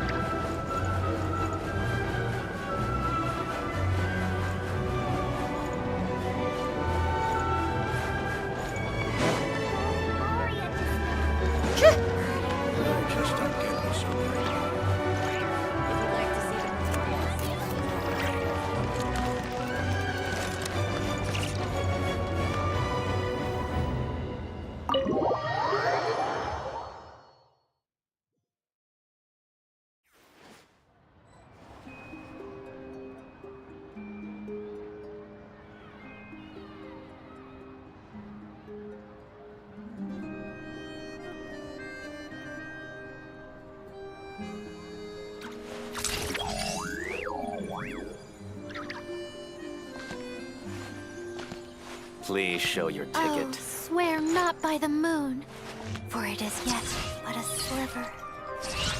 By the bright, gleaming moon, I swear.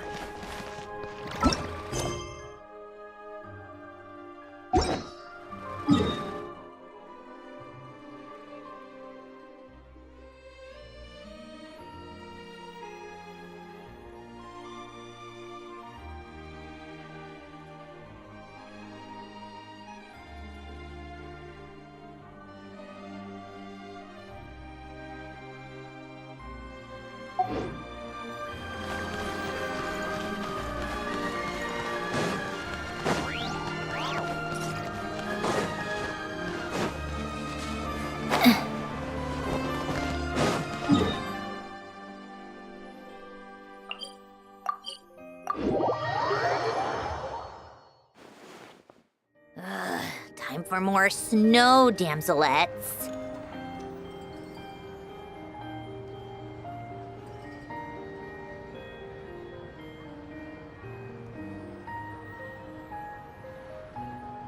Take a break. Welcome to the Thank you for You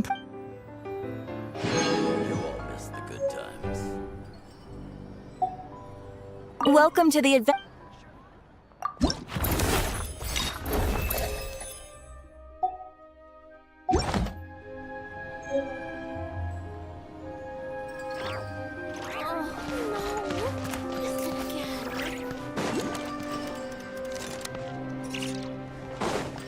Come on, keep up. Pick up the pace.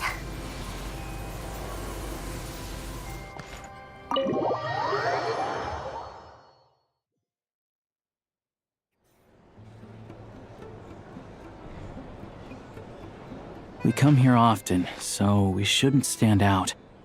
Let's sit here. Now, it's up to Vodyanica. Let's see how the conversation goes.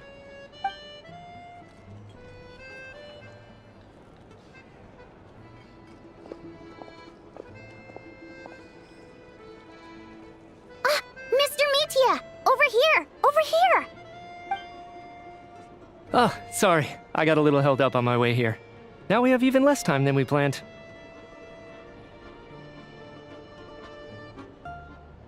Go ahead and order some snacks and drinks. Whatever you like. Let me see. According to my schedule, we still have 25 minutes left. You're really pressed for time today, huh? I was imagining this would be a leisurely chat. If you'd prefer, we can always reschedule for another afternoon when you have more time.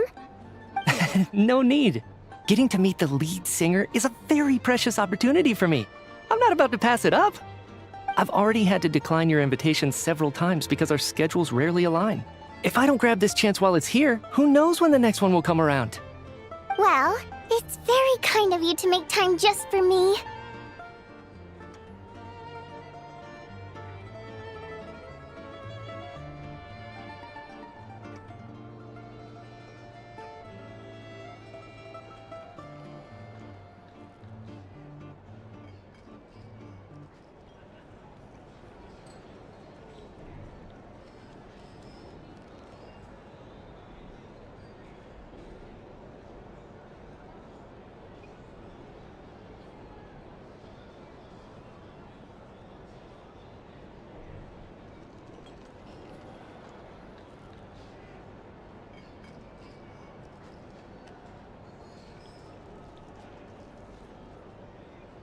I'm not too sure, to be honest. But Snezhnaya's full of weird and wonderful things like that, so people tend not to bat an eye. I'm sure the same will go for the Eye of Grey and Paimon.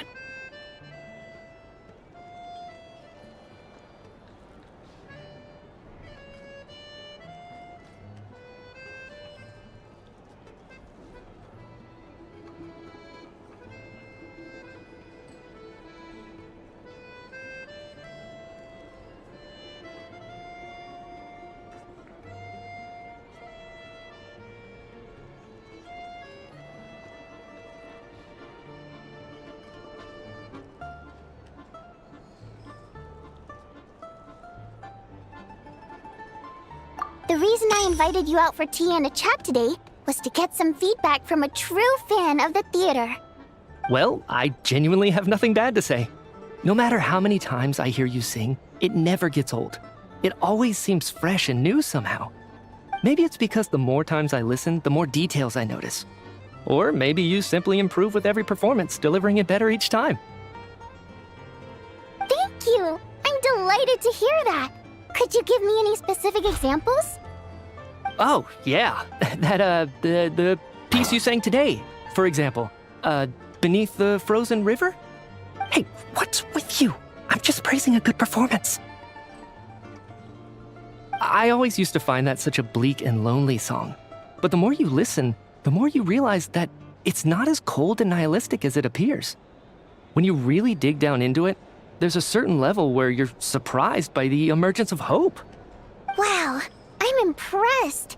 I didn't expect you to pick up on that. Actually, I only tried out that ankle after talking with a composer. Still, Beneath the Frozen River wasn't on today's program. Oh, really? But it's a classic. You sing it every time. Almost every time. Oh, well then. Let me say a few words about that other all-time classic, Flying in the Wind from the Mountain Sparrow. I didn't sing that one today either. My voice wasn't quite up to it, so I switched it out at the last minute. Oh, but, Sorry, Mr. Mitya, but you were at the theater today, yes? Of course I was. Remember? I said hello to all the troupe members before the show started. You, Odette, and the others. So, what did Odette sing today? Elegy of the Snow-Winged Goose, of course. Correct. I see. I see. You find my singing boring, don't you? That's why you don't remember a single song. Looks like I'll need to cut a few from the program next time.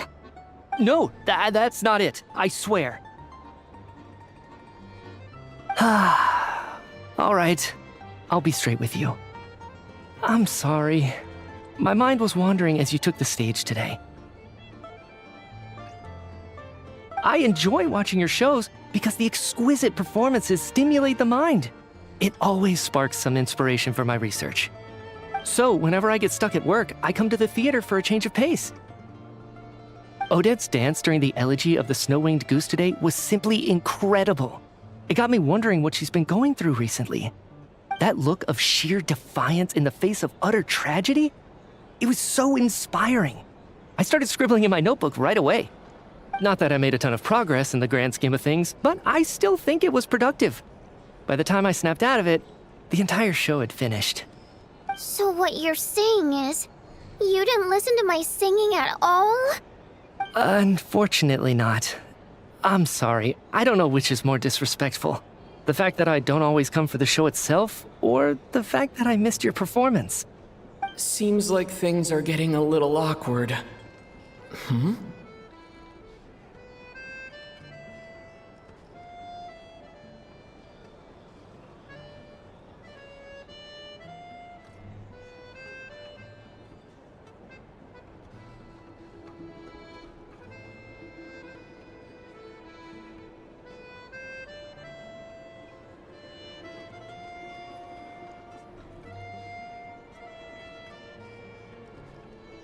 Mitya just stepped into a conversational minefield. If there's one thing Vodyanica doesn't like, it's people who show disrespect for her performance. This meeting was so hard to set up. Don't tell me it's already falling apart. It's fine. I suppose this is affirming in its own way. At least, it shows that our performance really touches people's hearts, right? Don't let it bother you. It certainly doesn't bother me. She's showing a lot of restraint.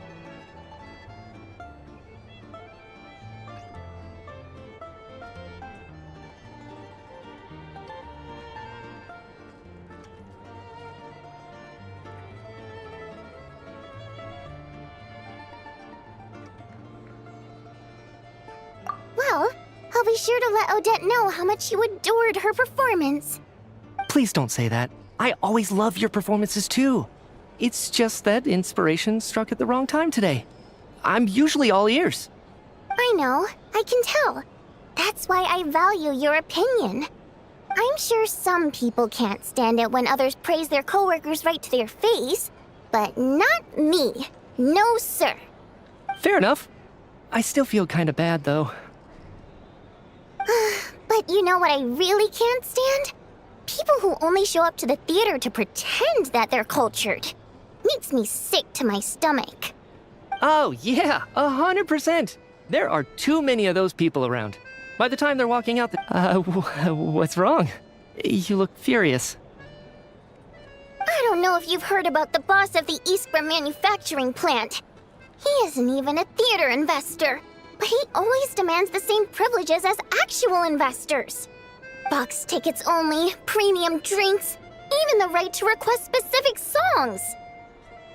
Well played, Vodyanitsa. Seems like she's harnessing her rage to steer the conversation back on Now that you mention it, I've interacted with that guy before. I gotta say, everyone holds him up as an example of a benevolent businessman, but I don't know.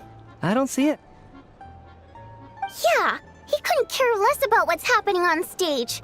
He's just there to flaunt his social status. I hate that I have to prepare programs for guys like that. What's the big deal with that factory he runs anyway? I asked around a bit and heard some pretty shocking stories. Sounds like he's just another greedy capitalist. Oh, really? Yep, the things people are saying are pretty damning. Low wages, insanely long working hours, equipment running around the clock. And as if that's not bad enough, he also strictly forbids his employees from giving any kind of interview. Project Stuja has now been extended so many times, we're at the point where crystal rations for the common folk are barely enough to survive on. Yet he even wants to get his greedy hands on them just to boost his own profits. If the rumors are true, he's in serious violation of the law. Interesting. So you've heard about it too? What? So it's really true? Who knows? I've only heard the same rumors you have. But there's no smoke without fire. The Rooster's been coming down on us hard lately, demanding that we track and trace every single batch of Crystal. My coworkers in the Department of Energy have been tearing their hair out over it. The Rooster? I didn't realize he cared that much. Yeah. Even though there are no restrictions on Crystal trading, the poor will wind up freezing to death if we let the rich buy as much as they want. That's clearly unfair. Looks like we'll need to arrange an investigation into the Iskra manufacturing plant as soon as possible. I never knew you kept up with current affairs beyond the theater, Miss Vodyanitsa. You really have a heart for the common person. Most Fae in your position have long been indifferent to the plight of humans. Well, those of us who choose to live in human cities are naturally going to pay attention to any significant upheaval. Isn't the Rooster a Fae himself? I'm just surprised to learn that even someone with as much experience as him is getting so stressed out over projects. This is it. We're finally going there. I'm sure Mitya can sense on some level that she's fishing for information. But since their conversation is so relaxed, he might just let something slip. It's stressing me out too. If I'd only made better progress with my research, things wouldn't have dragged on this long. Oh, so your work is related to Project Stuja? That's right. The Armory Palace needs a brand new energy source. Not the power of the Light Realm and not elemental energy. Right now, the only thing that meets the requirements is the power contained within stellar linchpins. But harnessing that power is costly. Each step of the process requires enormous amounts of Kresnet crystal, from extraction to quantification to attempts at conversion. Progress has been painfully slow, and the team is getting burned out as time goes by. Sometimes, I see people staring into space as if in a trance. Could it be that this new energy source has side effects?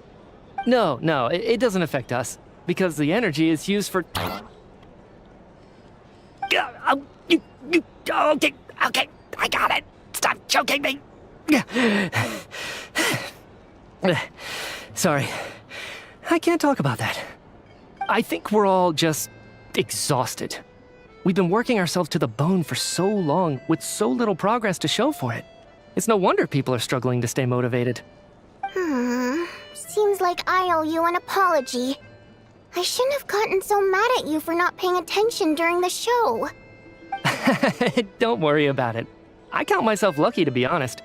I don't envy the people who work closely with the Tsaritsa herself. I'd much rather be in my current position.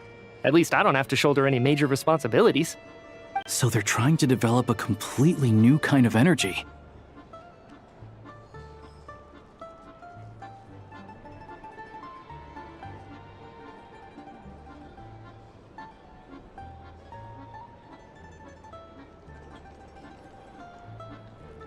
Yeah, censored by a scarf.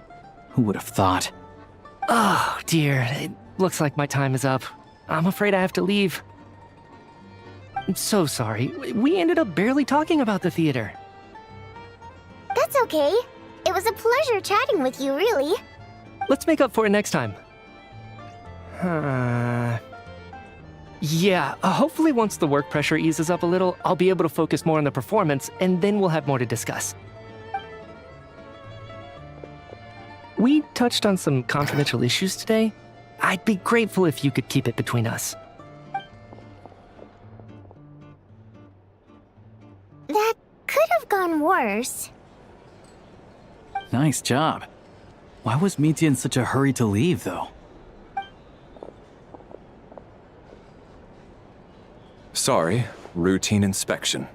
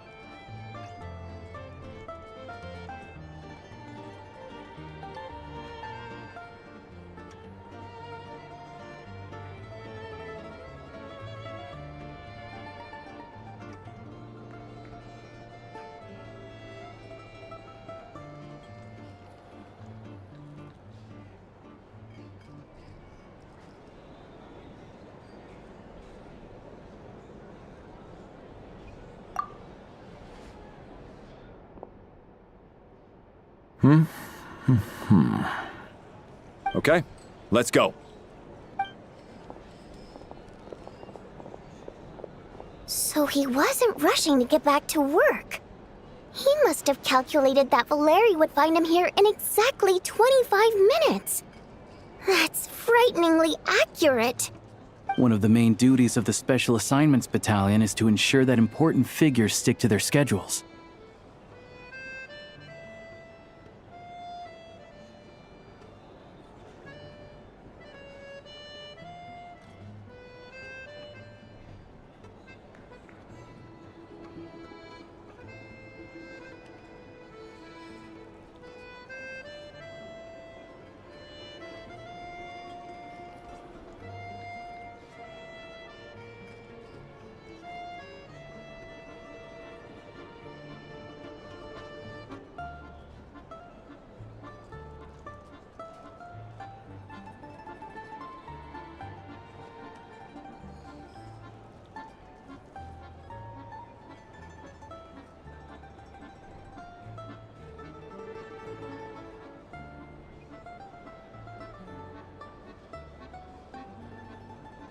All right, time for us to get going too.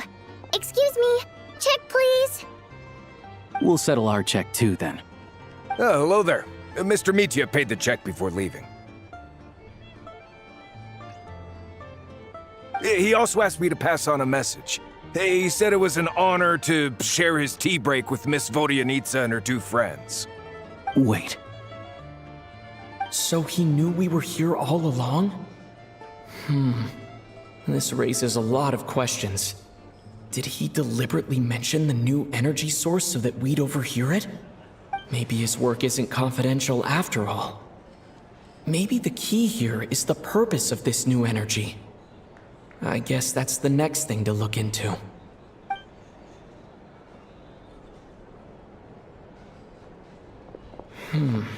Vodyanitsa and Alyosha have left. Time to head back and call it a day.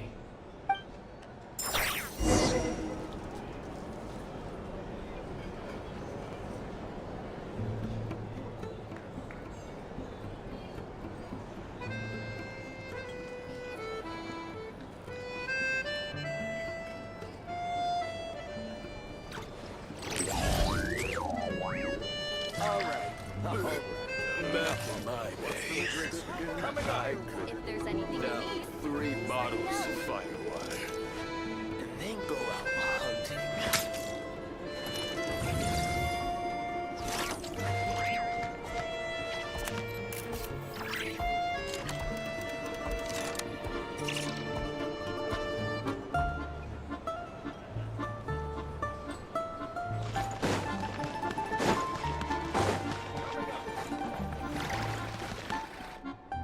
You're back! You're pretty early today.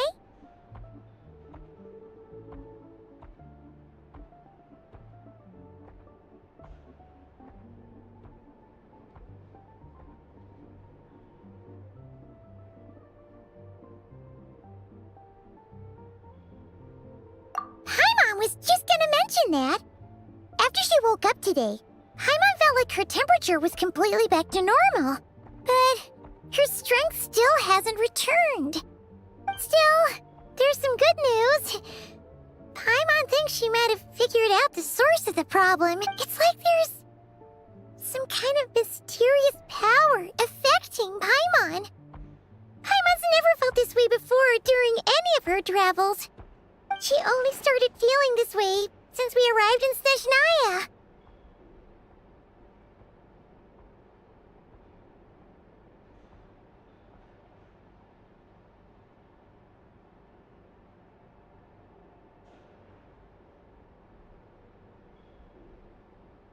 That's right. The Armory Palace needs a brand new energy source. Could that have something to do with this? What is it? You're making that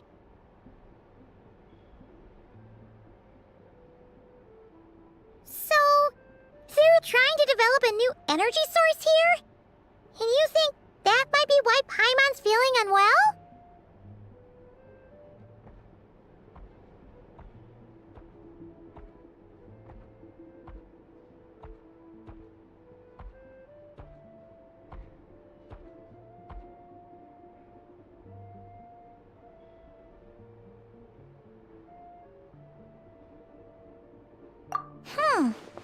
Well, Mijian denied that the energy they're researching has any side effects. Although, he did say that people working on the project have been having issues with their concentration and short-term memory. And even so, those are completely different symptoms from Paimon's. It's pretty faint, so it's kind of hard to tell. But, if anything, it seems like it's coming from roughly the same direction as the Armory Palace.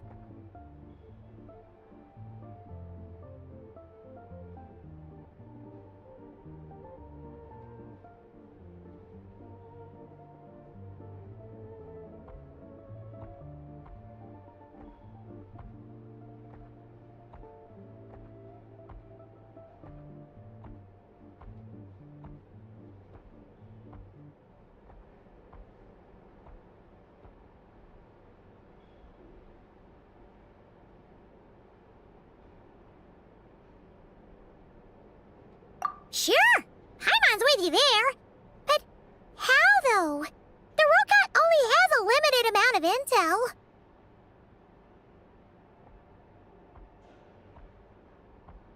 Oh, great point!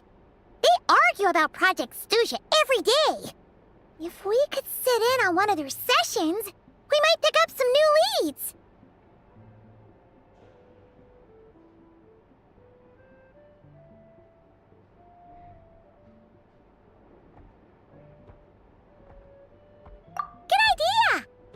Oh yeah, while you were out, Paimon tried all the yummiest looking desserts in the Potvoria restaurant.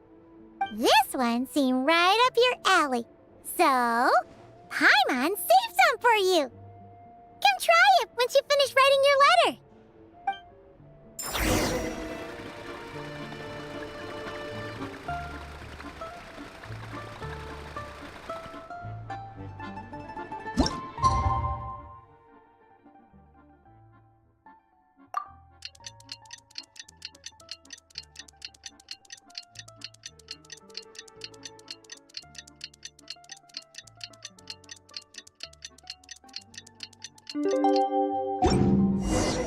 Alyosha replied. He says that we won't be able to speak at the Vetcha, but he can arrange for us to attend as visitors. Time to get ready. Then head to the Snezhnograd Vetcha. If there's anything you need.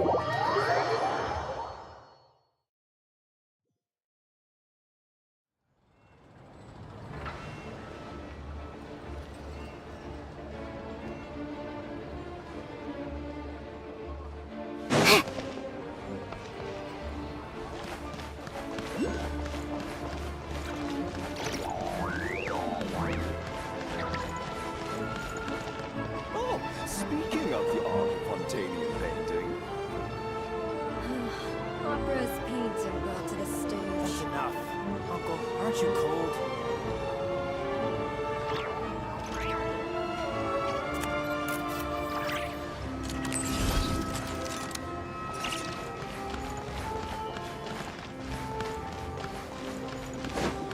Oh, that wind of freedom.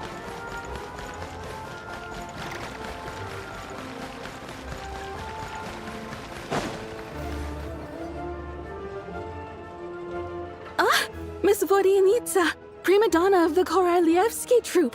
What a surprise meeting you here. Will you... Sorry, I'm not taking interviews today. Oh good, you're here. The session's about to begin.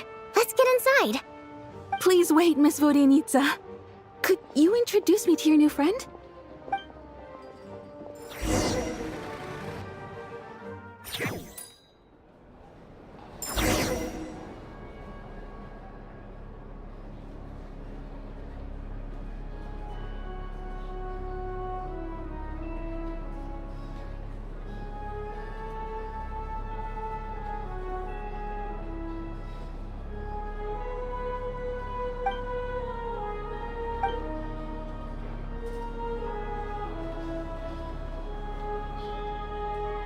In summary, the energy management commitments made for the outgoing period have been delivered upon. Furthermore, both the production and consumption of Kresnik Crystal show clear signs of stabilizing. The relevant agencies have assessed the present circumstances and determined that the status quo can be sustained until the next period. For detailed statistics, I would refer you to the industry reports that have been distributed to all persons present. It should also be noted that while the recent blizzards have led to a significant increase in people's energy expenses, this is strictly a short-term phenomenon associated with a remotely located monster. Her Majesty the Tsaritsa is giving her full attention to this matter.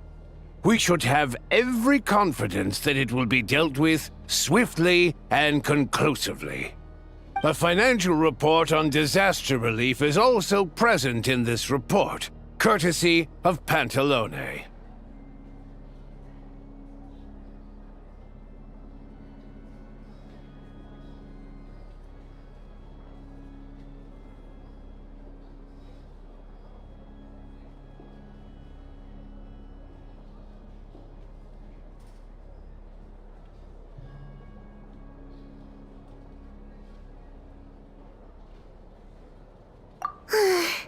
They cover the same old ground every single time. The rooster never seems to mind, but everyone else is getting tired of it. There's a general lack of trust. People aren't seeing any tangible benefits that affect them directly. Of course, none of that will be reflected in any of the reports on the table. Yeah, if it weren't for these hard copy documents, I could have at least made something up. Oh, don't mind me. I'm just out here trying to hit my interview quotas. bring out the kvass. Ever read it? Best-selling newspaper in town. If I remember correctly, you guys don't even have a sales permit. You have to sell from stalls on the street. Okay then, best-selling street stall newspaper in town. Still counts.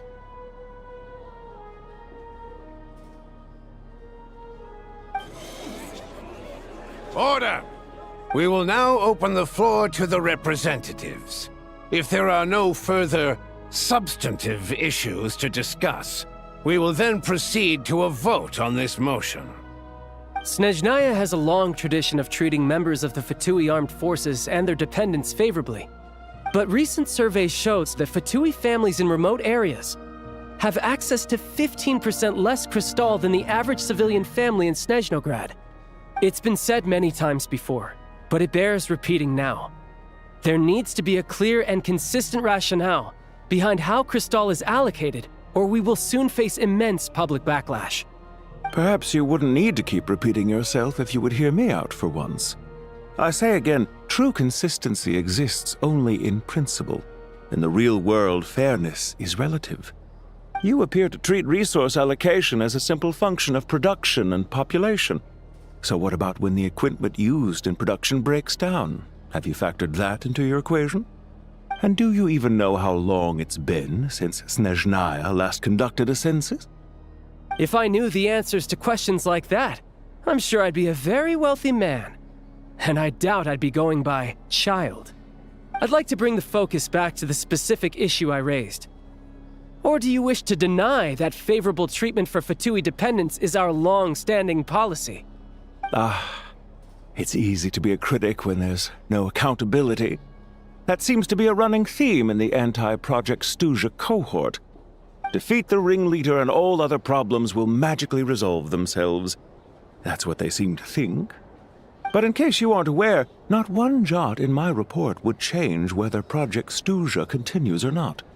So you have no intention whatsoever of finding a solution to this problem? On the contrary, I'm the only one here who ever brings solutions. Child opened by speaking up for the armed forces. Regrader struck back with style and a war of words ensued.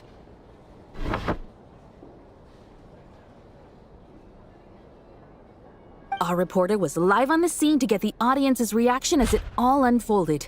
Who do you support?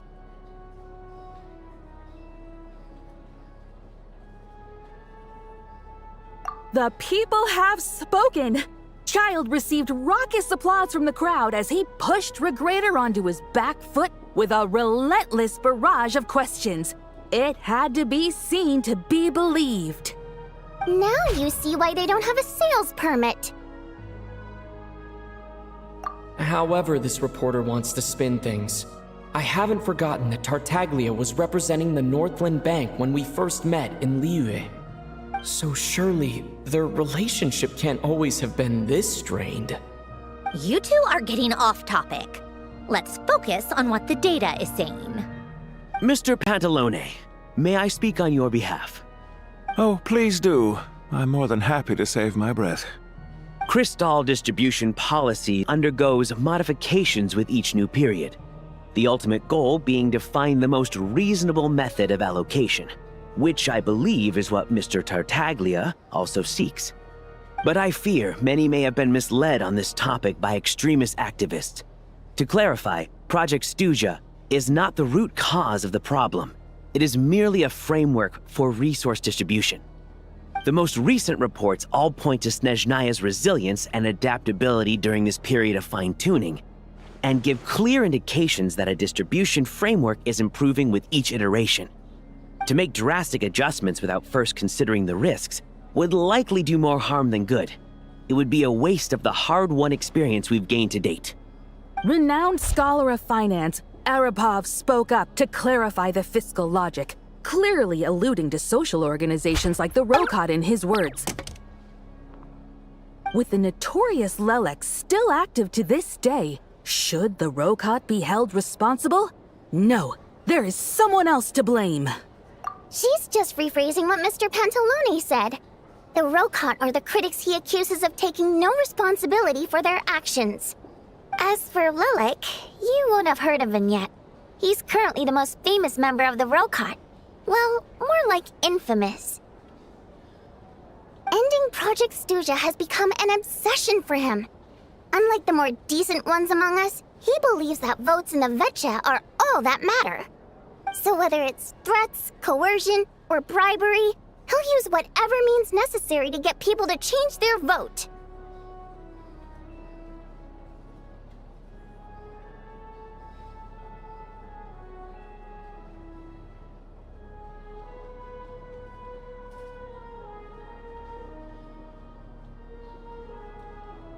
And since we're already on the subject, what do you think of Lelek's methods? Are you for or against?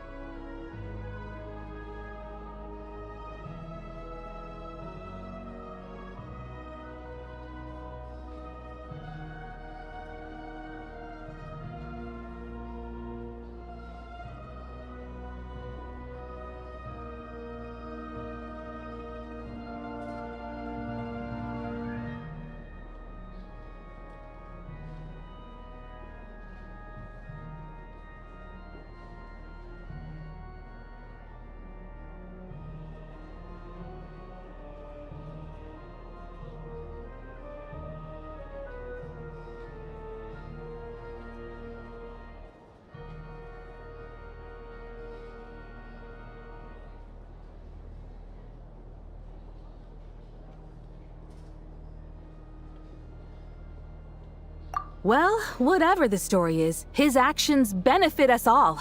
We stand with Lelek. At least someone here wants to take this discussion seriously. I've been considering that issue myself. What you really need is more precise regional data, right? I think it would be easiest to let the Fatui handle it, since they're already in charge of Crystal shipments anyway. We may as well get them to collect some data while they're at it. Whatever you need, you can ask the Fatui to look into it for you. In terms of supervision, I think the Druzhna would be a good fit. I had hoped to discuss this with Miss Vesna, but sadly, she's not present. I will be happy to take a note of your suggestions and present them to Commander Vesna for a decision upon her return. The Commander has always taken a keen interest in Project Stuzha. However, given the Druzhna's demanding workload, I'm afraid it may prove difficult for them to provide any practical support. Let us refrain from jumping to conclusions until a concrete and actionable plan is in place. My apologies, Lord Rooster. There are numerous issues to address here, including manpower, time sensitivity, and reporting lines. Nevertheless, I support drafting a proposal. Follow the usual procedure, and it can be raised as a new motion for all parties to evaluate at the appropriate time. In that case, I'd like to share one thought before the proposal is drafted. The issue of time sensitivity was raised just now, which I presume relates to the official reports. In fact, the Energy Commission already collects regular statistics on each urban center and its surrounding area. Would these be of any use? That's a good idea. I read every issue of Svietlolaidovka's report, and although my focus is mostly on the section... Be that as it may, does no one see an issue with using local data to determine Crystal quotas? In the long term, it seems like a very risky solution. Not if they are used purely for reference. So long as we have the report from the Northland Bank's headquarters to corroborate it, no one will be able to fool me. Very well then. It appears that this arrangement is acceptable to all parties. Yeah, sounds good to me.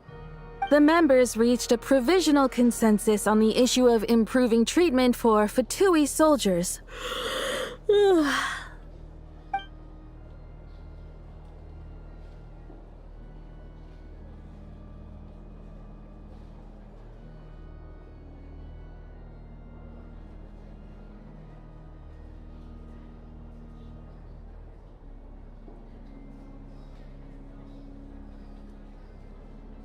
Today, the prima donna of the Korailievsky troupe attended a session of the Snezhnograd Vetcha in the company of a dashing young man.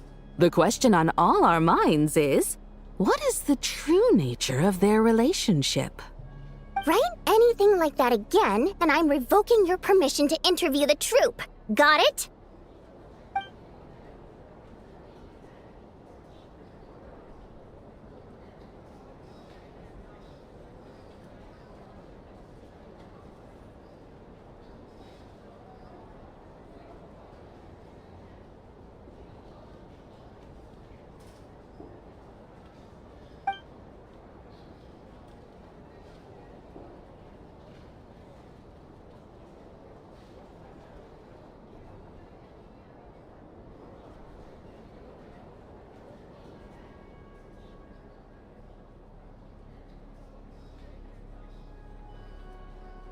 Now then, if there are no further contributions from those present, we shall proceed to the final vote. Hey, check it out! What made him vote against? Why now? The votes have been tallied. Those in favor of continuing Project Stuzha total 61%, securing a clear majority. That was too close. The margin has shrunk yet again. Chuganov was a huge loss. I'll bet Lelek is behind this. I wonder how Pulcinella will respond this time. Chuganov. I see. Lelek strikes again. Yes, go, Lelek. Once Project Stuzha is defeated, our unwavering support at Bring Out the Kvass will finally pay off when we make our comeback. I can taste our victory already! In accordance with the result of this vote, Project Stuzha will remain in effect until the next Vecha period. Finally, may I remind us all, we debate only for the greater glory and solidarity of our nation. May the aurora shine ever on, and the tundra always stand firm. The session is concluded.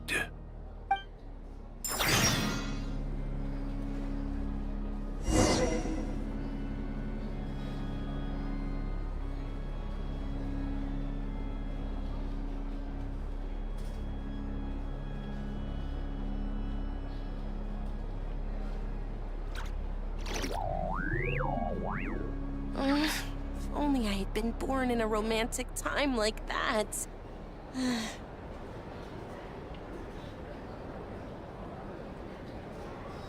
I like music.